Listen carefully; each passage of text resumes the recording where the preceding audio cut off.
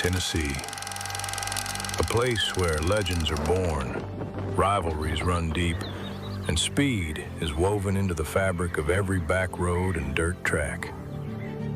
Tonight, America's original extreme sport returns to the Volunteer State. And it's time to go racing. This is American Flat Track.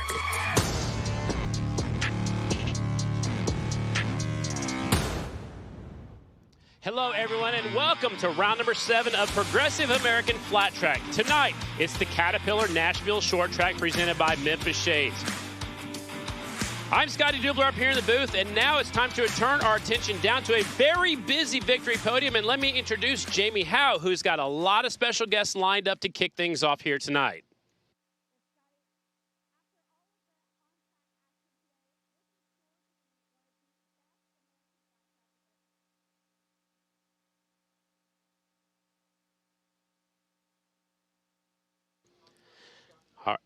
It appears that Jamie's having a few issues right now with her microphone. We'll get that sorted out. What we did about a year ago, there's been a Northern Tool got involved with a high school over in Murfreesboro, and they actually built a flat track racing motorcycle, and it was a very cool project. Kyle Petty is here, and a few other people are here to talk about that here in just a second. So we're getting our technical difficulties settled in right now. Racing action scheduled to start about 7:30, 7:35, and down there in the pit area, a full stacked group of racers here today. We have 4 classes plus a little bonus. The Sons of Speed are here for some entertainment here as well. So we have a very busy opening ceremonies, and we have a lot of racing action here tonight. We had practice and qualifying earlier this afternoon. Heat races will be beginning here real soon. We also have to let the sun go down because the riders, when they go off into turn number 1 at full speed, are looking straight towards that big ball in the sky, and that's the sun. So we're trying to let the sun go down just a little bit as they work the racetrack in. It's going to get faster as the night goes on. The moisture will continue to rise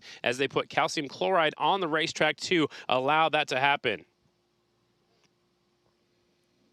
So again, a little track maintenance going on. When we are ready, we'll send it down to that victory podium. Also up here in the booth will be our 2017 kicker AFT singles champion, Colby Carlisle. He'll be along in just a few moments. And don't forget also, the vendors are right behind the grandstands. And if you paid to get into today's race, you can go in the pits for free all evening long.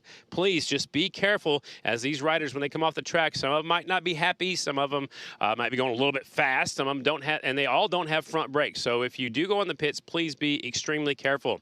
Also tonight behind the grandstands, we have our friends with the Kicker Performance Audio have a booth set up. There are 3 food trucks back there, and the food is amazing. So that's just a little what's going on here at Hohenwald, Tennessee. A little bit of ways away from Nashville, but a very fast 1/3 mile high-banked clay oval. And they're getting the track worked in right now. So as soon as the track is all done, we'll get started with our opening ceremonies. We'll wrap it up. After opening ceremonies is done, we'll finish opening ceremonies with a little bit of a surprise for us. The Sons of Speed will come back out for another exhibition that is put on by the promoter. Billy Lane is here, and we'll do that as soon as opening ceremonies are done. Then we get into the meat of the program. The Kicker AFT singles will come out with 2 qualifying heat races. They will be 8 laps apiece. The top 6 finishers out of those heat races will go straight to the main event. After that, it's the Royal Enfield Build, Train, Race program. Those are the ladies riding all Royal Enfields. They build their bikes the way they want them. They've already qualified for tonight's program. They'll have a heat race, which is 6 laps. They all go to the main event.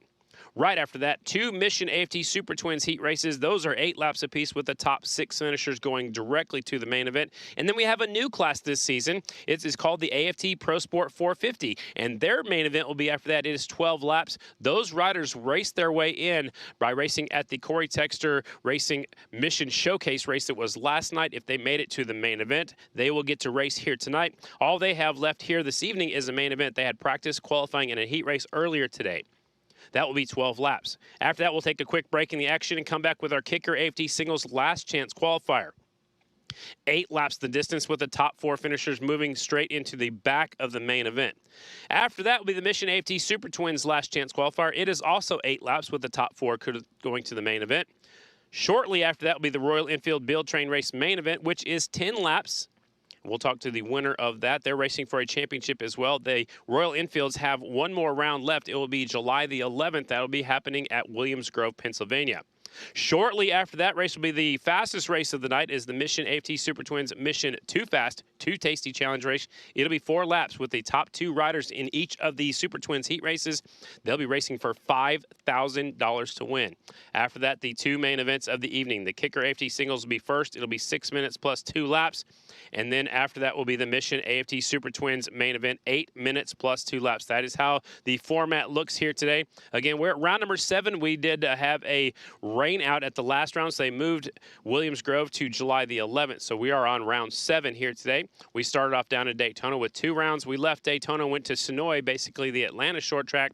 We left there, went out to the West Coast. On the West Coast, we had Ventura, and then we went up the coast a little ways to Chico. So we had 2 rounds in California. And the last round was at Budds Creek. It was the Throttle Fest at Budds Creek, Maryland, which is the same Budds Creek where the Outdoor National Motocross Series is. And now the series moves here to the very first time ever. And we are at the Caterpillar Nashville short track presented by Memphis Shades. The name of the track is Tennessee National Raceway. And for you fans that are here in the stands, you can tell your friends at home to watch on FloRacing tonight. It is free.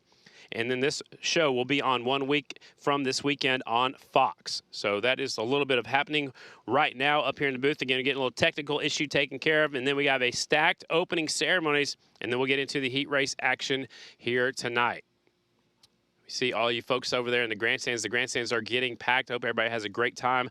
First time here. They had a big summer fest going on downtown Hohenwald. We saw them setting up that as we made our way to the track. And yesterday they were setting up the place, and they have elephants here. Hohenwald is known for elephants. We did see that on some of the walls painted down there, which is pretty amazing to find out new stuff every time we go to the races. So there's a bunch of fans over here. We see everybody on the drone is flying high as they make their way over to the left. There's the AFT super fan sitting next to my girlfriend, and Rich right there too as well. How are y'all doing? Wave to everybody at home. We're watching all around the world from right here in Tennessee. They're watching, I know they're watching in Brazil, England, and all over the place on FloRacing. Big crowd out here. I like the checkered flag jumpsuits out there in the top row. And that's how they go from right there through the grandstands to make their way into the pit area. Hi, everybody. Welcome to Progressive American Flat Track.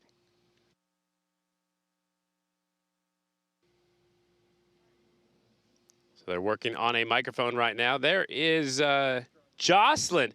Jocelyn Blackwell is down there. That's Bubba Blackwell's wife. And also Hartley raced here yesterday. There was a Corey Texter Promotions event, the Mission Showcase event yesterday. Looks like a pretty busy pit area. A lot of the folks are already standing up here by the racetrack so we can get the show started again. Heat races will be right after opening ceremonies. During opening ceremonies, we'll meet the top 3 riders in each of the top 2 classes. They're going to come out and shoot some free T-shirts out there in the crowd. If you haven't yet got your event T-shirt, they are really cool. They've got the 12 bike of Cody Kopp, the 67 of Davis Fisher, and the 31 of Evan Kelleher on that T-shirt. So get your T-shirt while you can. They're just behind the grandstands at the American Flat Trackers stand. That, again, is right next to Kicker and right by with our friends from Mission.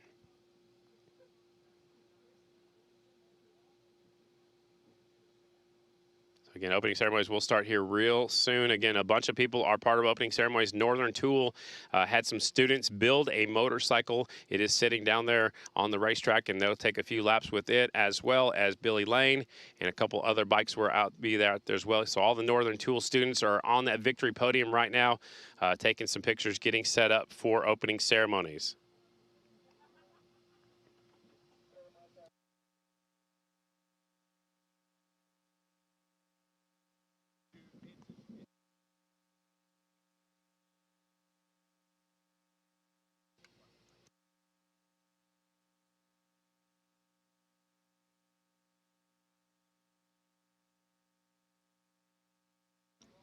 Again, a little track maintenance going on right now. When that track maintenance is done, we'll have opening ceremonies underway, and then after opening ceremonies, we'll get into our qualifying heat races here today. The series will actually be off next weekend, and then we will head to our next race. We are already in June We start getting ready for the Lima, Ohio National the last Saturday, which now it's the last Friday and Saturday in June. It's the Ohio National in Lima, Ohio, and there will be an amateur race there on Thursday as well. So there's 3 days of racing in Lima. If you're anywhere in the area, June 20th is an ARMA race that is going on in Troy, Ohio. There's ARMA classes, vintage classes, and amateur classes going on that day, and pro classes as well. That's Troy, Ohio, June the 20th. And then the last weekend of June is the Lima, Ohio National. So hope everybody goes to there because that's one of our favorite tracks. July the 4th is DuQuoin, Illinois. The Magic Mile is happening July the 4th as we celebrate America's 250 years. Also, while we are under this holding pattern right now, we want to give a shout out to the it's actually D-Day, the anniversary of D-Day. 82 years ago today, some courageous men and women went to battle for us and our freedom over here in America. So if anybody's celebrating D-Day, it is the 82nd anniversary of that happening right here today.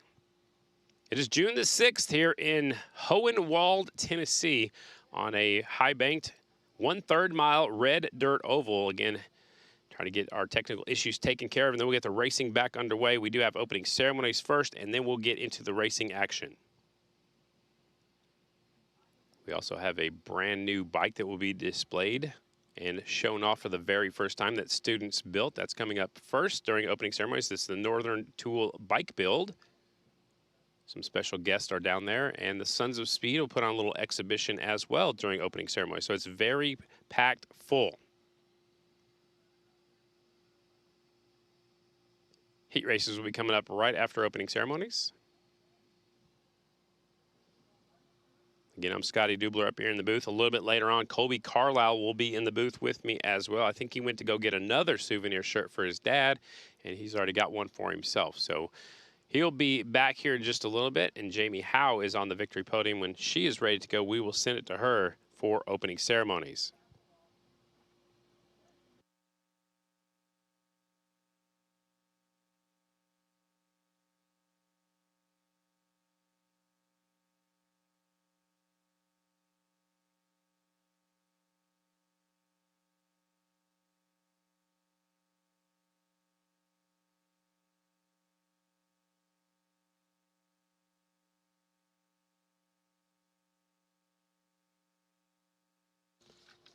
All right, while they're dealing with the technical issues down there on the podium, let's talk about the point standings as we come into this race. Again, we're just about at the halfway point of the season. We do have 2 classes that run with us every single week. First is the Mission AFT Super Twins class. Cody Kopp is in his rookie season. He is our points leader with 117 points. His worst finish of the season was actually at the last round where he finished up 4th. So far, Cody Kopp has 2 wins, 3 seconds, and a 4th.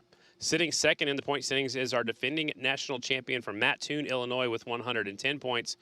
Started off the season with 2 seconds, then he got his only win of the season at Atlanta. We got to California where he gets a 3rd, a 4th, and then he wrapped up the last race with a 2nd at Budds Creek. 3rd in the Super Twins point standings is the 2-time champ of Briar Bauman. Start of the season really slow. He's got a new mechanic, Brian Bigelow. He's on the Harley-Davidson XG, and Briar is now sitting back there. It looks like 9 points out of the points lead. He got a 7th and a 6th at Daytona, very uncharacteristic, and then a 3rd at Atlanta. And then since then, he's reeled off 3 wins in a row at Ventura, Silver Dollar, and at Budds Creek. 4th in the point standings from Guilford, Indiana is Trent Lowe. He's on that Honda. He's got 65 points. So it looks like 3 riders have basically broken themselves away from everybody else. So the battle from 4th on back is pretty tight. Trent Lowe's sitting there in the 4th spot with an 11th.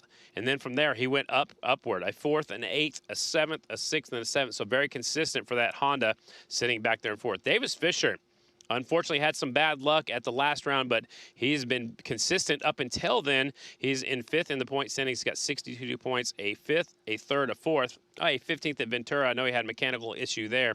Silver Dollar, a 5th, and then a 15th at the last round. Aiden Roos-Evans missed the main event in his rookie season, but he's already got his first career podium at Silver Dollar. He is in 6th in the points. Ben Lau, 7th. Brandon Robinson, who is injured right now, he's watching at home in Florida. He's in 8th. Hunter Bauer, fresh off his first ever top 5 in the point standings. Hunter Bauer is in 9th in the points. And Logan McGrain riding out your top 10. 3 13ths in a row, then an 8th, an 11th, and a 14th. He did win the Mission Challenge race there at the last round in Budds Creek, his first ever one to make and his first ever one to win. The other class that's racing with us around the country is our kicker AFT singles class. Tom Drain is our points leader. He has 111 points. He's got the first win of the season, and he also won silver dollar. But since then, he's got a second, a fourth, a second, and his worst finish of the season was the last race where he finished 5th, but he is fast qualifier here tonight. That's Tom Drain from Australia. I would say the man that's got the most momentum coming into today in the singles class is the 28 of Cage Tadman. He's from Salinas, but he's sitting, it looks like 17 points out, maybe 16 points out. That's Tadman, but he has reeled off 2 wins in the last 3 races. He's up to second. Sadoff hasn't yet won this season, but he is now sitting in third with 94 points. Bruner is in fourth in the singles class. He's got 92 points with 1 win on the season. Santero's in fifth. Justin Jones is in 6th. Walker Porter 7th. Jared Lowe is in 8th. Jack Brooks is in 9th in his rookie season. He's made every single main event. And then Braden Fanders, who missed the last race main event, he got a win at Daytona Short Track, his first win of his career, rounding out your top 10. Those are the 2 classes that go with us every single race around the country in Progressive American Flat Track. Again, 16 rounds. We are always live on FloRacing and about a week later on FS1 or FS2. But next week we're on Fox. If you want to tune in and watch this race, again, we got a packed stands, again, doing a little track maintenance, trying to let that sun set a little bit further, and then we will get into opening ceremonies out here at the Caterpillar Nashville Short Track presented by Memphis Shades.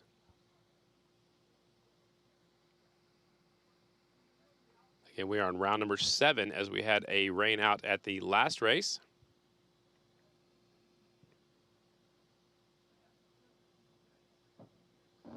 In just a second, we will send it down trackside for Jamie Howe to take things over in opening ceremonies. It looks like she's making her way back over there. The kids from the school are out there for the Northern Tool bike build.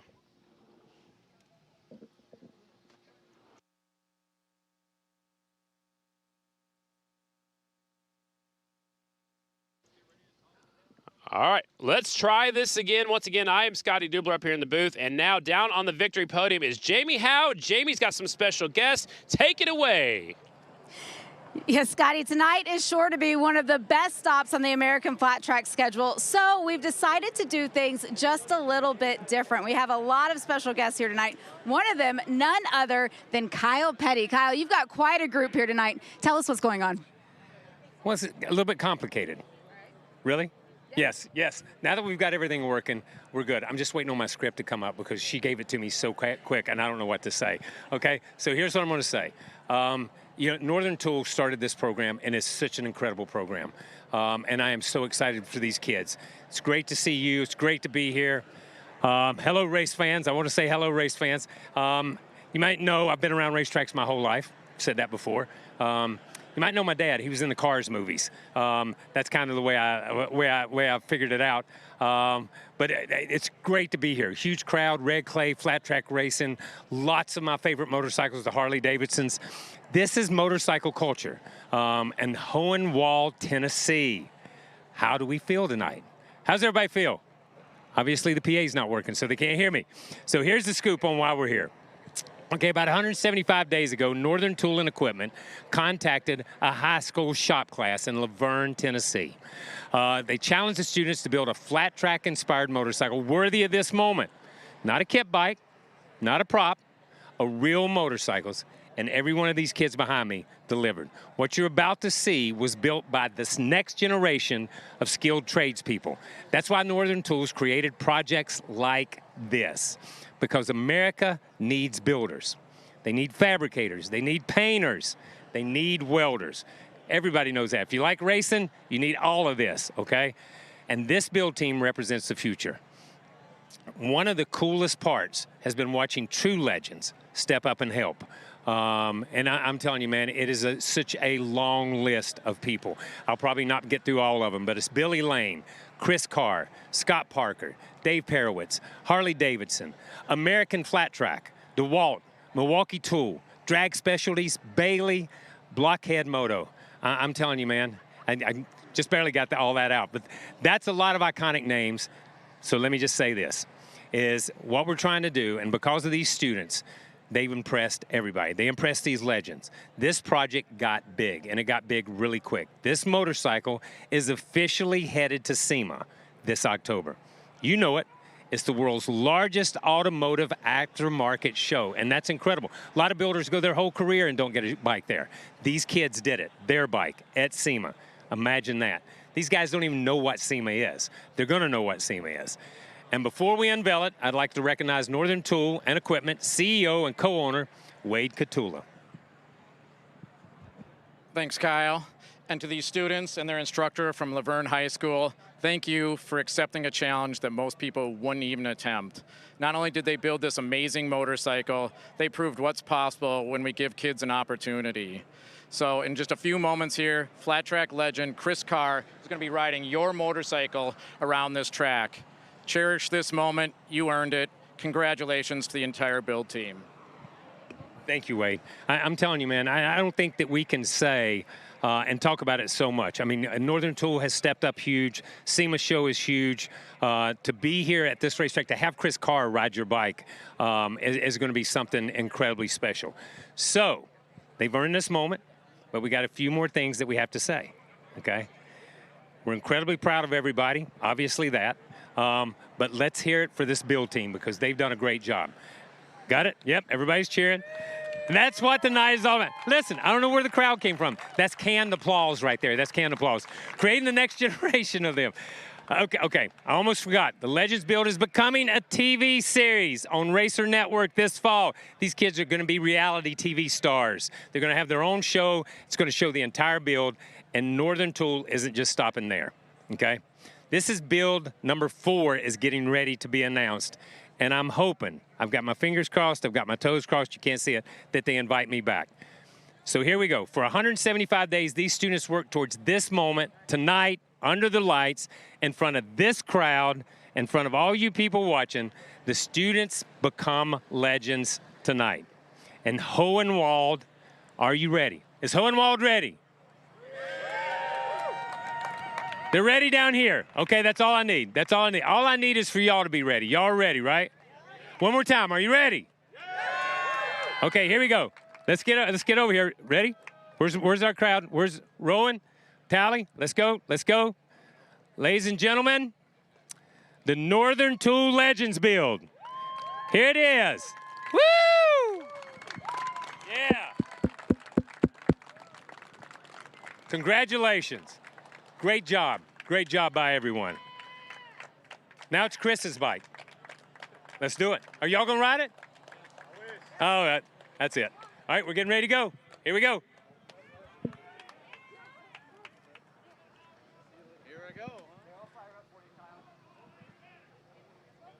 What a cool motorcycle. They're going to fire it up right now. Chris Carr is going to take it around the racetrack. Billy Lane took it around the track just a little bit ago. Now the 7-time Grand National champion is going to take it around the track. They've taken off all the electronics, all the wiring, and they're going to try to fire it up, and they're going to turn the key on, and they're going to send it around. And I believe that's Ronnie Jones out there trying to help out. And Chris Carr is going to take it around the track. Look how far back the foot peg is. Again, I'm Scotty Duper up in the booth. And Colby Carlisle, welcome to the booth. And they're going to take this bike around the racetrack. It's neat. Yeah, I love the concept. I love being able to get these kids involved early on in their school careers to be able to motivate them and just look at the piece that they were able to build from scratch. Yeah, it's incredible. A tail section that looks like a flat track tail section. The gas tank is very, very different. So they're going to try to fire it up. He said, don't need the keys. They're leaving those there. They're trying to fire it up. Again, these students built this motorcycle. The 7-time champ Chris Carr is going to climb on board, and there's no brakes on that either, so they take it easy. There's no rear brakes on there. Flat track, that's when it started, had no rear brakes, had no brakes at all. So that's kind of what they replicate this, and Chris Carr is going to give it a shot right now. The students are standing back there that built this. He's trying to get it fired up. Maybe have to give it a little push. What do you think hang on to it, Chris. Hang on to it. There we go. Ronnie Jones is going to give him a push. When do you think the last time Chris Carr had a little bump start was? I don't know, man. Man, it's hard to get that bike started. That's for sure. Oh. Maybe get some of them kids to push him. Dallas and Tom right there. Well, they got their steel shoes on, so everybody's slipping they're and sliding around. I don't know if Ronnie's over 60 years old. He's trying to get him started. That's a fit man, though, for 60. Oh, yeah, I remember that's Ronnie true. Jones passing me at Springfield Mile a few years ago. Yep. Oh, don't drop it. It's brand new. GoPro came off. I don't know if he's going to be able to make a lap or not. They're trying to get the thing started, and Chris is going to Looks like they're sending out the Sons of Speed right now to take a lap around the racetrack. Maybe they left the key on after they rode it earlier. It could be. Yeah, maybe so. Either way, Scotty, a great motorcycle to look at right now and something all of those kids and everyone involved should be really proud of. Absolutely. There's Will Harris again. I don't know how the bike lost power over there. They're trying to fire it up right now, but maybe that might be it. So don't push on the tail section. Looks like it's already came loose a little bit. So, all right. Well, unfortunately, it's not going to start. It doesn't look like. There's the wheel chalk. The tail section has came off the motorcycle. So, unfortunately, that happened.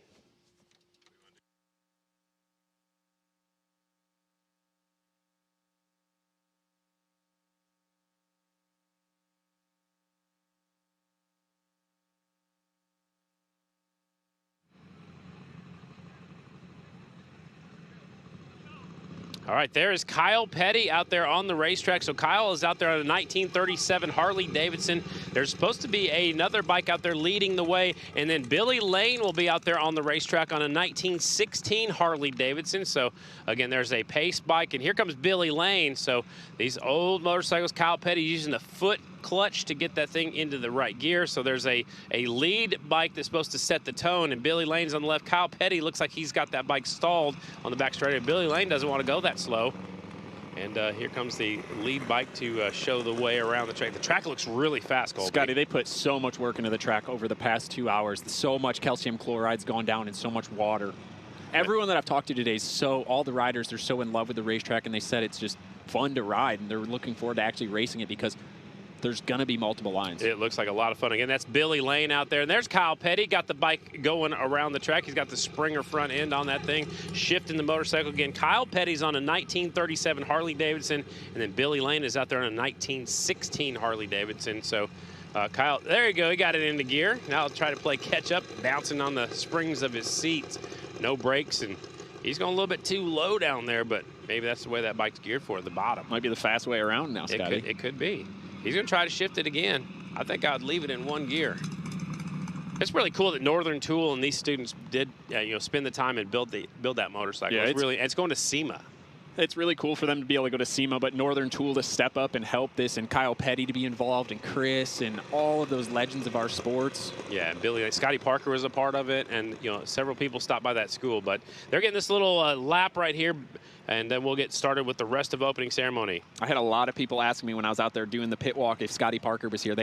A lot of people wanted to see Scotty Parker and Springer. Yeah, for sure. So Kyle Petty's out there on the green bike on the inside, and that's Billy Lane right there beside him. So get a little victory lap out here during the Northern Tool bike build, and unfortunately the bike build didn't get started for us, but these two taking a lap right here. Some legends right there. Kyle Petty, the NASCAR driver, and Billy Lane out there, who is the bike builder and track owner. All right, and now we are going to go down to our victory podium, and with AFT Events, the promoter of today's event, please welcome Cameron Gray standing by with Jamie Howe. A brand new event for American Flat Track. Cameron, you look out to the grandstand here, so many fresh faces getting to see flat track racing for the first time. What went into coming back to Tennessee? Well, first started with Mr. Billy Lane. He's out there riding around with Kyle Petty, and again, he bought this racetrack about a year ago, and this has been a long time coming for us, even to get to this point. Thank you, all you Tennessee fans and fans from all over the country, for coming out. We appreciate it. Come to our inaugural Caterpillar Nashville short track presented by Memphis Shades. It's taken a lot for us all to get here, but the teamwork has been awesome. Can't say enough for Billy Lane, and also Morgan Hobbs. This racetrack is freaking awesome. One of the best racetracks I've seen in a long time. You're going to see some great racing tonight. Can't wait to see it. Thank you. And also, I just wanted to give a quick shout out to Caterpillar, Thompson Cat. They didn't have half this equipment they didn't have at the beginning of the month. They got us all this equipment out here to build this world-class racetrack. Big shout out to Thompson Cat, Caterpillar, and Memphis Shades. Thank you very much. Takes a whole team, indeed. Thank you so much. Scotty? Thank you, Cameron. Up next, again, we just brought up Thompson Cat. Thompson Cat is your local cat rental store. If you need any heavy equipment, get a hold of Thompson Cat. And to talk more about Thompson Cat, please welcome down to that victory podium, here is Chet Kelly. We just heard the fact that you had to do so much legwork just to get the machinery out here to build this facility. Why is it so important to get the equipment in front of the fans? Well, I mean, first off, congratulations to Hohenwald, AFT, Pro Racing, the fans, certainly the race participants. What an awesome venue to be affiliated with here today. We're just so proud. Cameron has done a fantastic job of getting this track ready, and Thompson Machinery being backed by legendary CAT equipment and products. We've been the premier equipment provider since 1944. We're happy to do this. We're so excited for tonight's events. Track looks amazing. Thompson and Caterpillar couldn't be more proud of what we're going to see tonight. Over 80 years, and finally the flat track fans get to see it. Thank you for being here. Thank you. Scotty? Up next, our presenting sponsor is known as Memphis Shades. If you see a lot of those bikes out there in the parking lot, they all will have Memphis Shades out there. A lot of them do. And here to talk more about Memphis Shades, please welcome Mike Curry. The name is in it itself, the word Memphis. Getting to come to your home state in front of a brand new group of fans tonight. How important is this for Memphis Shades? It's super special to us. Memphis Shades being made right outside of Memphis, founded by a former flat track racer. So it's literally in our DNA. Just being here in our home state, it's super special, and it's going to be a great night of racing. You've been a longtime partner with the sport and watched the great racing so far this season. What can these fans expect tonight? I think it'll be a great race, and hopefully a lot to say special. Thank you for being here. Scotty? Yeah, appreciate Memphis Shades for coming on board to sponsor this event. Up next, there's a classic pickup in the middle of the racetrack. It is from Nashville Classic Rentals, and here to talk more about it is not only Aiden Feely, but his brother Cole here, who has made a Grand National main event before in the past. So Aiden Feely is with Jamie. Well, these two brothers, you have a history of flat tracking, growing up doing it. To be able to come out now with 4 wheels, with the company that you've built right here locally, how special is this for you guys? Special barely begins. We started young, which in every other circle of life, they're impressed that you start at 4 years old. And here they're like, yeah, we started at 2. So we're doing our best. We're just glad to have some cars out. We got the opportunity to bring a truck. You guys can see it right here. You see that? Cool, 2 woos. So we're thrilled to be here. It's a fun time. What is the business? What do you guys do? Oh, that's important. So we rent classic cars. You guys call us, every single one of you. You can see the phone number right there, NashvilleClassicRentals.com. You got a wedding, you got something interesting coming up, give me a jingle. Cole, you want to say anything? I'm good. I'm just excited for some racing. It's going to be a fast racetrack tonight. We've already heard all of the riders talk about it. Thanks for being here, guys. Appreciate you. Thank you. The official charity for Progressive American Flat Track is called Back on Track. It used to be called Rookies of 79. What they do is they help get racers back on the racetrack. And to talk more about it, let's go back again to that victory podium to talk about Back on Track. Well, Back on Track is the official charity of the American Flat Track Organization. And since the start of the season between flat track racing and road racing, the charity has given over $90,000 to injured riders across the sport, which is way ahead of schedule. Talk us through what the charity needs and what the next steps are. It's really simple. We need a lot of money. But year to date, we have distributed $90,000 in benevolence. It's a great thing for the sport. It's a great thing for all of the racers. Tommy Duma, our treasurer, just kind of gave me some points before this. The average payout for a pro is $4,000 so far year to date. For an amateur, it's $2,000. So you can obviously do the math. It's been a really unfortunate year so far, and that's through the first 5 months. So we're very hopeful that things will level out, but anyway, we're motorcycle racing and things happen. So I have Elena here and Rose over there. They're working the stands. I know you've seen them.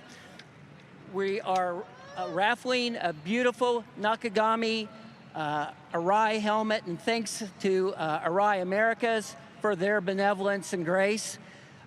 Every dollar makes a big difference. $20 a ticket or $6 for 100.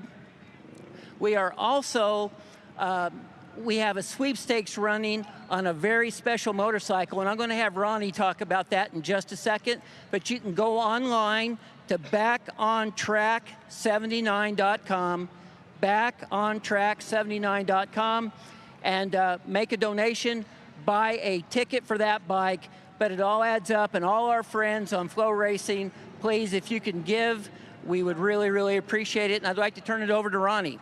Before we get to Ronnie, I just want to bring up the fact that you covered it, but tonight, this helmet is going home with somebody here in the stands. It is $20 per ticket or 6 tickets for $100. We're going to draw a winner here on the podium later on tonight, right after the Mission Too Fast, Too Tasty Challenge. So tonight, someone with a raffle ticket is going to take home this helmet. Ronnie, the season-long program, the bike that's online, how special is that? Well, it really is a neat bike for the charity. Kenny Roberts had the bike commissioned. The bike, after it was finished, was donated to the charity. There's only 500 tickets. I think we've got about 200 left, so we've got about, I think the drawing is on July the 4th, so be sure to go to backontrack79.com and get your ticket for that before they run out, because they will run out, and somebody will take home a really neat motorcycle. It's an adventure bike that was, like I said, was commissioned by Kenny and built. It's a Yamaha donated bike, so go to the website. Thanks to all the fans who support the charity. We couldn't do this without you. We couldn't do it without the riders, and you guys getting them back on track is really what makes it so special, so thank you. Scotty? Thank you so much to Back on Track, the official charity of Progressive American Flat Track. Up next on the docket is our Grand Marshal. Please welcome Billy Lane with Sons of Speed and owner of this awesome racetrack to the victory podium. Hey, Billy, we saw you going around the racetrack. I've seen you in the paddock throughout the day.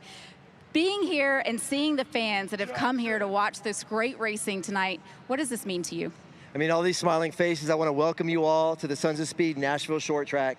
We're getting ready to celebrate our nation's 250 years of independence in less than a month, and what better way to do it with American Flat Track Racing here in Nashville.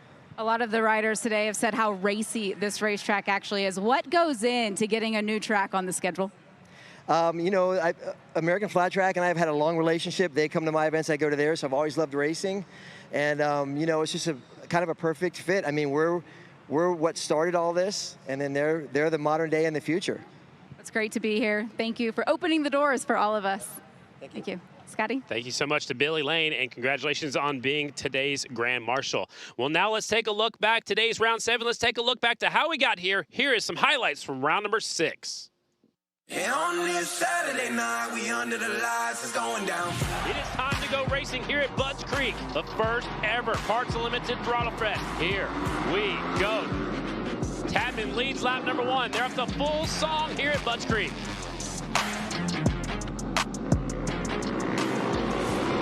Off the final corner, Cage Tadman wins at Budds Creek.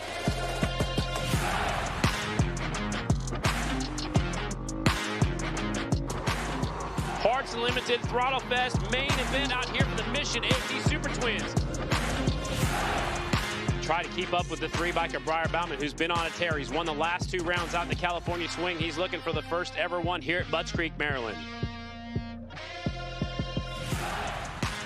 No problem for the big number 3, the Super.com entry. Briar Bauman wins 3 in a row here in 2026.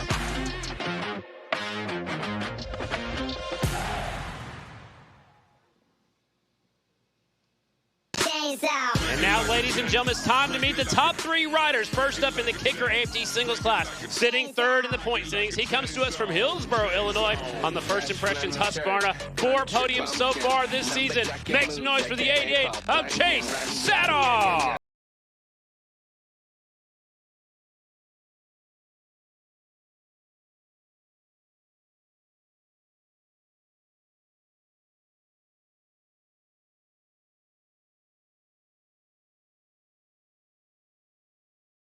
Is your points leader coming in, and defending champion from Forbes, Australia, the Estenson Racing Yamaha Racing Monster Energy Yamaha. 2 wins on the season. Make some noise for the number 1 rider, Tom.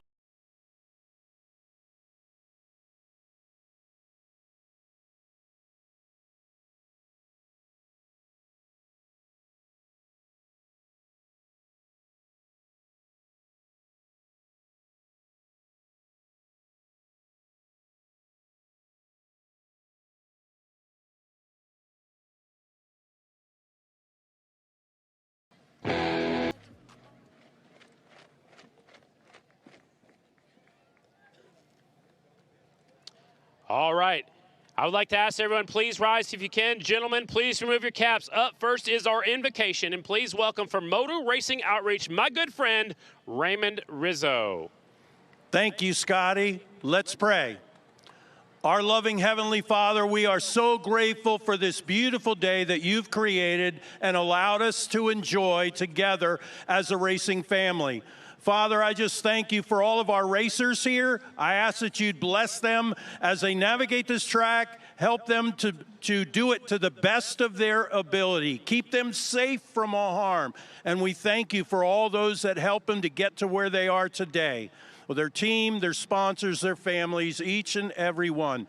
Father, I'm thankful for all of our AFT staff and our series. We ask that you continue to lead and bless them, not only them, but those that are working hard at this facility. We are grateful. Well, I'm so grateful to be in my home state of Tennessee, and we pray blessings here, and not only here, but all around the world. We thank you for all those are giving us our freedom. Thank you for those that are serving. I thank you for all our veterans here in our midst and watching by FloRacing. I ask that you bless each and every one. Father, we love you and bless you tonight in the name of Jesus. And everyone said, amen and amen.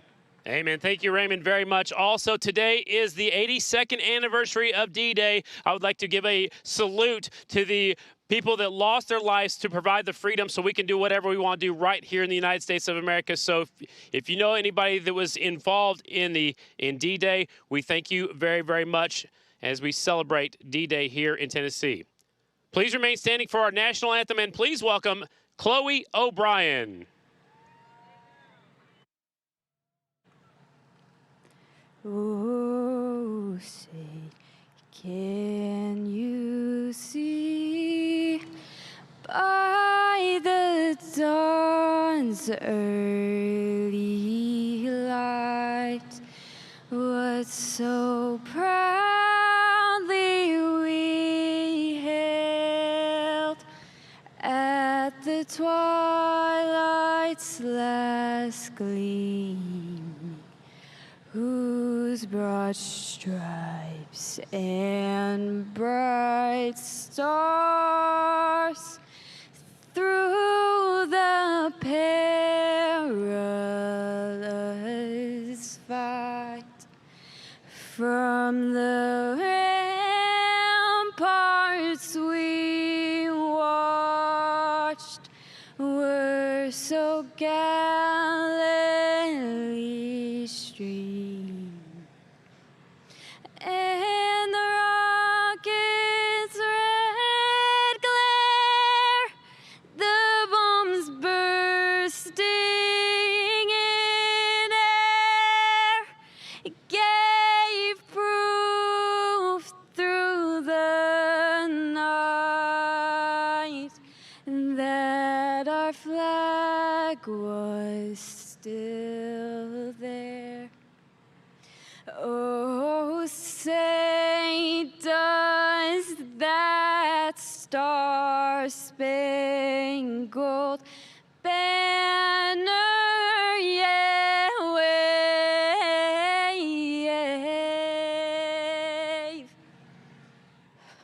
for the land of the free and the home of the brave.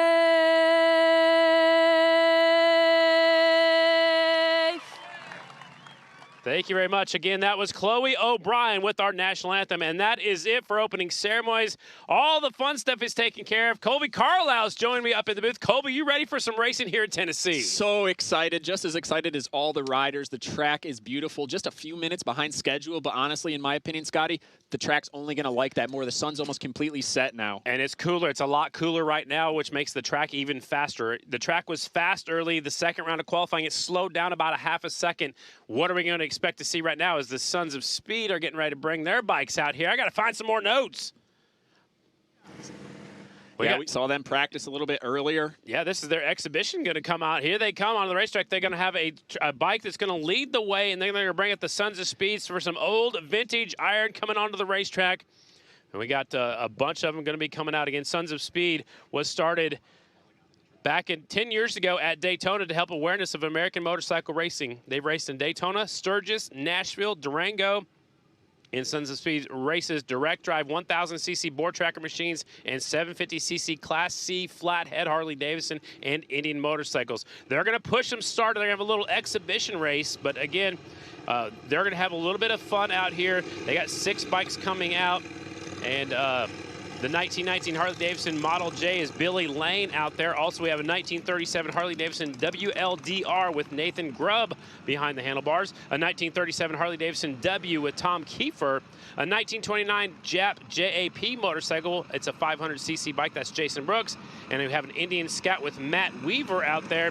And then we have Dave Morrell on a 1916 Harley J. Those are the bikes that are on the racetrack. And again, they're going to have a little exhibition race. They got to get lined up side by side because they have to push these bikes started. Some of them have centrifugal clutches. Some of them have the clutch with the foot. But have you ever ridden anything like this, Colby? No, I've never ridden anything like this. And going to go around one more time. And I think they're going to pick up the green flag. A little bit of an exhibition race. Again, back then when they raced on wooden tracks, they called them board trackers. They have no rear brakes, and they hardly have any suspension at all. Maybe a spring underneath their seat. Some of them have some springs right there on their front end. You can see the bike on the right, the bike in the middle have some springs in the middle of their races, or their motorcycles, I should say. But here they come. I believe they're going to get the green flag this time by the Sons of Speed on the racetrack. Getting a little exhibition for you.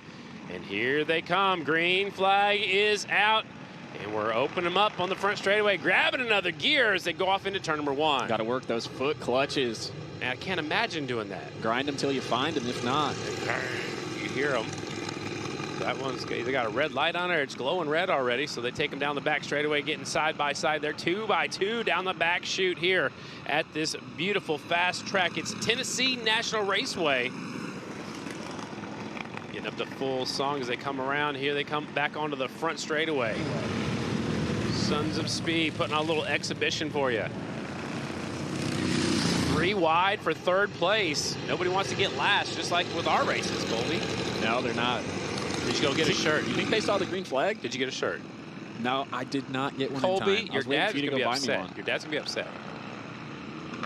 Sons of Speed out there, little exhibition race. Here they come through 3, now making their way into turn number 4. The track looks super fast right now. Here they come back onto the front straightaway. Yeah, they're getting to enjoy the best track of the night. Yeah, this is the best we have seen this racetrack. Curious to see what kind of lap times the AFT singles are going to be putting down here in about 4 or 5 minutes. I'm just upset that we don't have transponders on the Sons of Speed bikes right now. This could be a new track record. I think next year they should get us out there. For them. Me and you? We could ride side by side. The bikes are as old as you. Open face helmets. We could have the mics right in there. Yeah, that'd be fun. Here they come onto the front straightaway. Once again, back around the Sons of Speed. Really opening them up down the front stretch. Getting faster each lap, it looks like. Kind of got a battle going on now, 3 of them.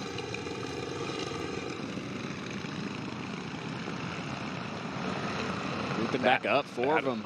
Battle for the lead. Earlier we had a pretty big back tire blowout. Yeah, that was crazy.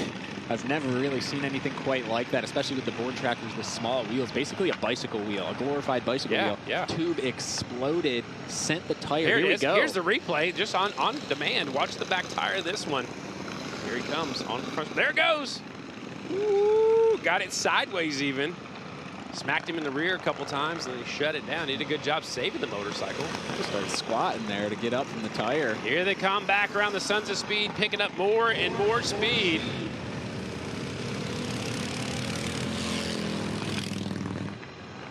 I don't know how much gas they got in these things, but they're still going. How many laps are they going to do? Here they come, battle for the lead. Watch out, the Volusia shirt going to the high side. Almost looked like he had a flat tire again. I seen the bike shaking, but that's probably just because it's from the early 1900s. Yeah, I don't know. You see it moving around. Yeah, I don't know how long those tires can hold up. Here they come. They're going side by side. Here comes the 3rd place rider trying the high line. Here they come on the front straightaway.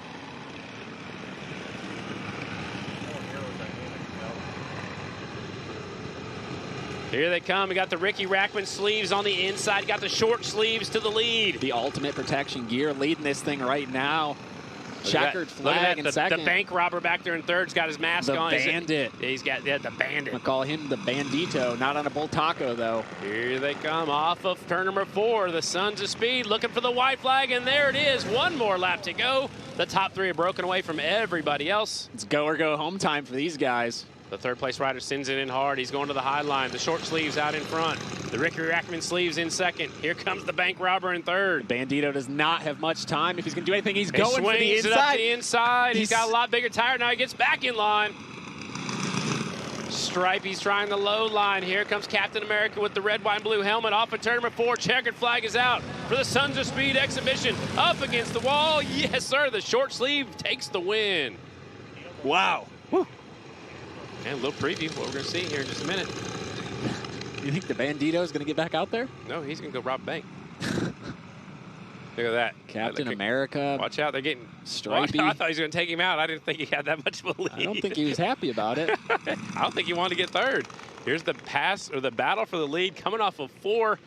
You can see with no suspension, you can see the bike's bouncing a little bit. That's just the air in those tires. I really thought the big tires was going to be able to go around the outside. That's the bank robber. He was trying, but the short sleeves with a fist in the air by about a half a bike length taking the win. The Ricky Rackman sleeves back there in second, and the bank robber will finish up in third. I don't think I saw Stripey smile once. He's not happy with third or second. He wants to win. Try again next year. Yeah, I hope so. I hope we come back next year. Oh, yeah. Great crowd. Parked down the street for about a mile. Scotty's been running shuttle. Yep, using your truck. You said it drives itself. I had to drive it myself. All right, now, are you ready for some kicker AFT singles class? I can't hear you. Yeah, I'm ready. Okay, finally. I thought we were going for the crowd. Yeah, this is going to be awesome. They're going to send them out for 2 sighting laps since we haven't been on the track for a couple of hours before the open paddock area. And so they're going to come on out, and then we'll get set to go with our first qualifying heat race. Again, just like I mentioned a little while ago, the top 6 going straight to the main event. We're going to kick it up a gear.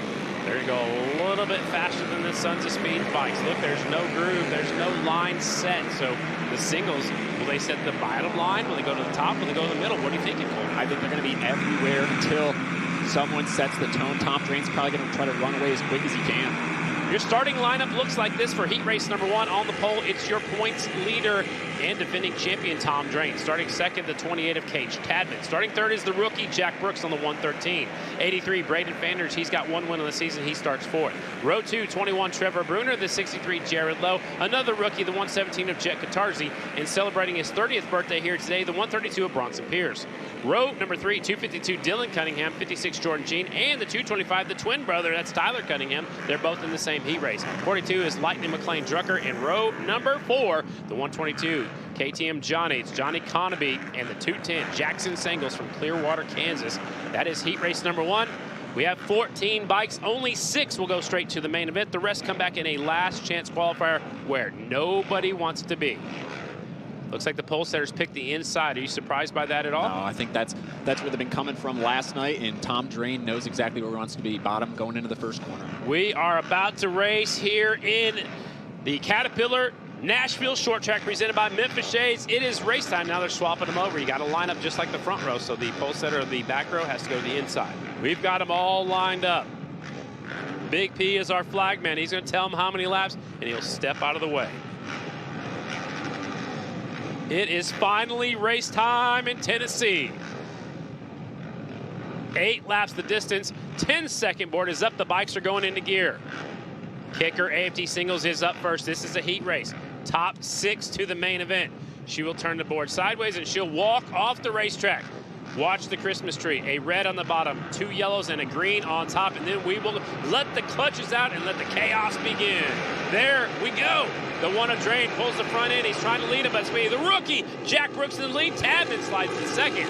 Tom Drain took a little bit of a time to try to get the back wheel back, stopped spinning as Jack Brooks is going to immediately take it into turn 3. Everyone's kind of checking it out, trying to ride the same line. The rookie from Wisconsin leads lap number 1. He's got Tadman, who's won 2 races, and including the last round up to second. Drain is in third. Fanders is in fourth. And here comes Bruner from row number 2 up to the 5th position.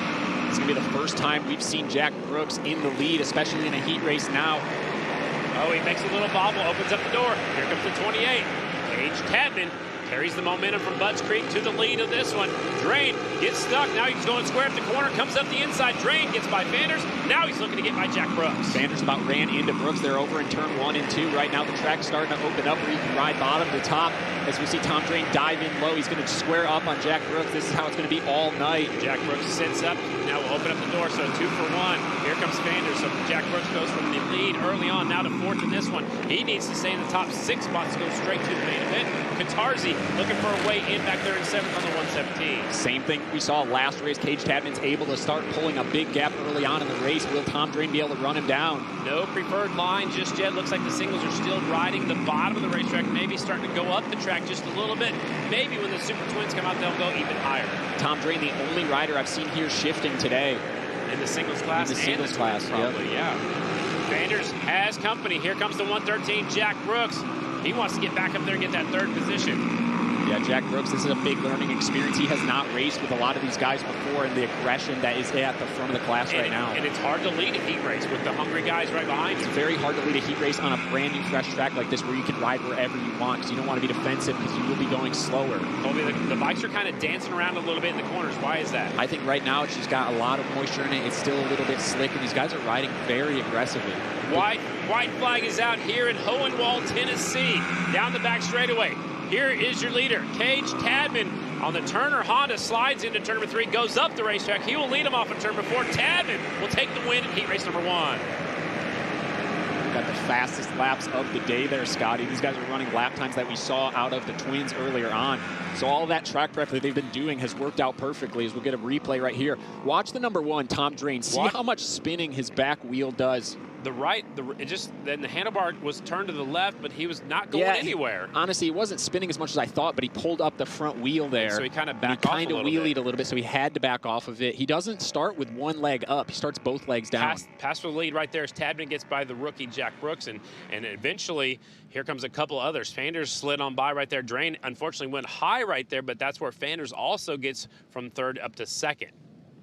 And the winner's taking his helmet off, putting his hat on, and he is down there. Here is our winner, Cage Tadman. When Cage Tadman and I were talking back in the paddock earlier, one of the things you said was the track was really tricky. It's even different now. What did you learn tonight? Yeah, the track's a whole lot better. It's got good grip. It felt really good. I was able to get a good start and figure out like the lines that the leader was running, and was able to overcome that and make a good pass and run my own race. I'm excited for tonight. We'll see what you can do with it. Thank you. Up next is heat race number 2, same class. Kicker, AFT singles on the poles, the 88 of Chase Setoff, 91 Justin Jones, 75 Taryn Santero, and the 60 Skylar Sintel. Row 2, the 10 of Walker Porter, 31 Evan Kelleher, 43 Jacob Vandekoy, 41 Ryder Reese. Row 3, 66 Logan Eisenhardt, 227 James R. Nyes, 93 Caleb Martin, 277 Aiden Savage, and at the tail of the field, the 89 Trevor Martin, who unfortunately didn't have his transponder on in one of those qualifying sessions, so he's at the tail of the field. So again, since the track is fresh, they're giving another lap to check it out. Yeah, we're going to see what those guys learned from watching the first one. Chase Setoff, he was fast all day, hasn't been very consistent, but he's had a lot of time to go back, watch some footage, and talk to Jared Neeson's whole team. Is this the day where Setoff gets his first win of the season? And he was so close. He had 2 whole shots last week, but wasn't able to come up with it there at Throttle Fest. One more lap to check it out. They want to be fair because that's what they did in the first class. They give these guys 2 laps as well. So the red flag is already out. Setoff, your pole setter, has picked the inside. He's on the First Impressions Racing team. That's a Husqvarna team. And here comes the 91 of Justin Jones, who's had a great season so far. Santera, if he'd quit falling, he might have a win already. He came from last to get that 2nd position at the last round. And the outside, who impressed me so much earlier today, Skylar Sintel qualified very well on the 60 bike. Row 2 settles in. There's Walker Porter to the inside. Kelleher is there. Vandekoy gets the nod. He's filling in for Gabriel Boisvert, who was supposed to ride that bike, but Vandekoy, he gets the call yesterday morning, so he's on board the Waters Auto Body KTM number 43. Big P's going to tell him how many laps. Here we go. 8 laps the distance. Top 6 to the main event. The 10-second board is up. The lenses are going down. The bikes will go into gear. She will turn it sideways and walk off the racetrack. Heat race number 2, Kicker AFT singles on the track. We're locked and loaded. Watch the light. Sadoff on the inside. It's green. Sadoff will take him into the first corner. Jones trying to go up to second. Here comes Porter from row number 2 up the inside. He's looking for third already. Sadoff got a really good jump there off the line. They kind of squeezed Justin Jones between him and Santero. Santero immediately a shot up the inside. Wow. Moves Sadoff up the racetrack. And nobody was slowed down to go up the inside to get that spot away as they went up the racetrack. So Santero goes to the lead. He is out front. That puts Sadoff in second. Jones is beside. Looks like Walker Porter up there battling for third. Here comes Kelleher in fourth. Santero wasted no time. He knew the importance of getting that clean track now, but Sadoff, he's going to have time to study Santero. He's got 6 laps left to figure out something, but Santero already with a little bit of a gap. Side by side for third and fourth right now. Justin Jones goes up the racetrack. Walker Porter will take over the third position. Again, top 6 to the main event. Look at Walker really throw it sideways going into 3. Yeah, Jones made a bit of a bobble over there. He's going to go deep now. He's going to have Kelleher trying to get up the inside of him. He's going to have to try to settle down just a little bit, get in line. Santero, he wouldn't have fallen off what it could have been at the last round. Santero with the fastest lap of the day. He's a 1/10 of a second faster than our last heat race winner, Cage Tadman. He's a 2/10 of a second faster than anyone else in this race right now. 16.548 for your leader out there. It's the 75 of Santero. He's doing it for Roost Systems in Texas Utility Studies right there on that number 75 bike. The battle is heating up for second. Tadman wants a little bit more. Santero's It's going to be Walker Porter trying to get on the backside of Chase Sadoff, but it is going to be a battle for second. The lead is going to be too far out in this one, bearing a big mistake. So Sadoff now battling for that final front row spot in the main event. I liked how aggressive the 75 was early on in that one. Got by the 88 as soon as he could. I do like Sadoff's coming in a little bit lower. He's not going to give any space to Porter after he got past going into turn 3 on that first lap. Now he's riding a little bit defensive, but not losing much speed coming off of the corner. About a full second lead for Santero over Sadoff. Porter is in third. He's searching around now. And back to fourth, fifth, and sixth. They're side by side for fourth as there's the white flag. One more lap for T-Money. Terrence Santero, after he got up front, he's checked out. Kelleher moves up a spot. Jones goes back a spot. Here they come. Last lap, last corner. Battle's on for second. It's going to be Terrence Santero winning heat race number 2 here in Tennessee. It is Santero, Sadoff, Walker Porter, your top 3. Santero just put on a clinic right there, Scotty.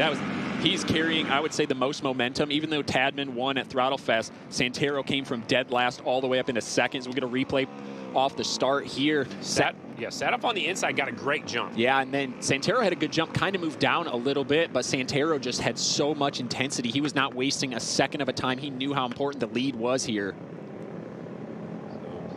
Yeah, the 88 just got a little bit sideways right there, and that was allowing the 75 to keep up. And they're side by side for fourth and fifth for quite a while. And here's the pass for the lead. And that's what we saw at Throttle Fest. Terrence Santero just turns up the inside and is able to go under that same rider. It's very impressive how good they've got that bike and how good he's riding right now. 75 taking the win, Terrence Santero, and he's standing by with Jamie.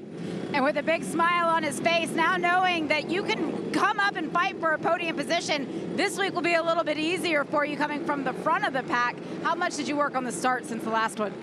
We've worked on it quite a bit. I mean, last weekend we started second row and actually started in the back. We had a little spill, but starting that off was great. I mean, that's actually, I think, my first heat race win, but feeling good. We threw the whole kitchen sink of this thing and it stuck, so now we're just going to roll in the main event, confident, and try this thing working great. I can't thank my sponsor enough. Texas Utility Studies, Mission Foods, Roof Systems, Dallas, Texas, Vincent Construction, the whole crew. I love it.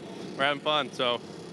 You can feel the confidence rating off of him, Scotty. And when you're having fun, you're going fast, and that's what Terrence Santero is doing. Up next, it's the Royal Enfield Build Train Race Heat Race. On the pole is the 113 Maticela Rodriguez. Starting second is the 13 Julia Hess. Starting third, just turned 21, it's Emma Gotch on the 5. The 39 is Hannah Brewer. Row 2, 17 Morgan Reinhold. 58 Mallory McGill. 555 Giovannina Shipman. 23 Kristen Rodriguez, just graduated high school. Row 3 is the 19 of Sammy Weiss, and the 72 Brooke Lozano. That is your starting lineup for heat race number 1, the only heat race for the Royal Enfield Build Train Race program. Everyone gunning for Emma Gotch. She's won all 3 races so far this year.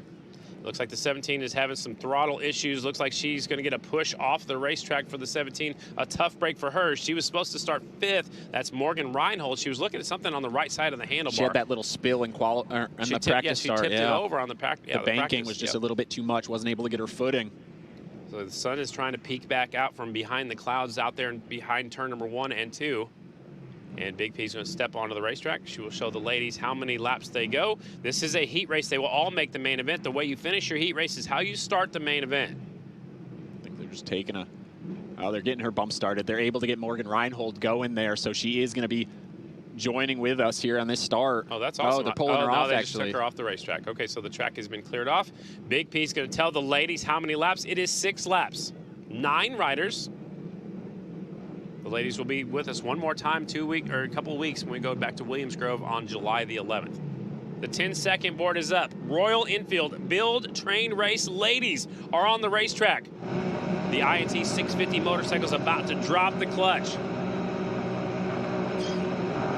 Oh, the front end comes up on the 39. The 113 grabs the whole shot. The 39 still trying to fight the motorcycle. She hangs onto it. They're side by side for the lead. 113 and the 13, and here comes the 5. The top 3 is what we expected to see. Yeah, we saw them battling all throughout qualifying, but Hannah Brewer got a little more than she bargained for off the line, a lot more grip than she was expecting to have. This could be Maticela Rodriguez. We've seen so many hole shots out of her time and time again, and she does it here tonight. We got Washington rider out in front. Julia Hess from California in second, and a South Dakota rider right there in third, and she's in the shadows looking for second place. Right now, this is exactly how they qualified in the exact same order, but it's going to be Emma Gotch trying to get up this inside of Julia Hess, try to get one spot better position from what she started now in the main event later on tonight.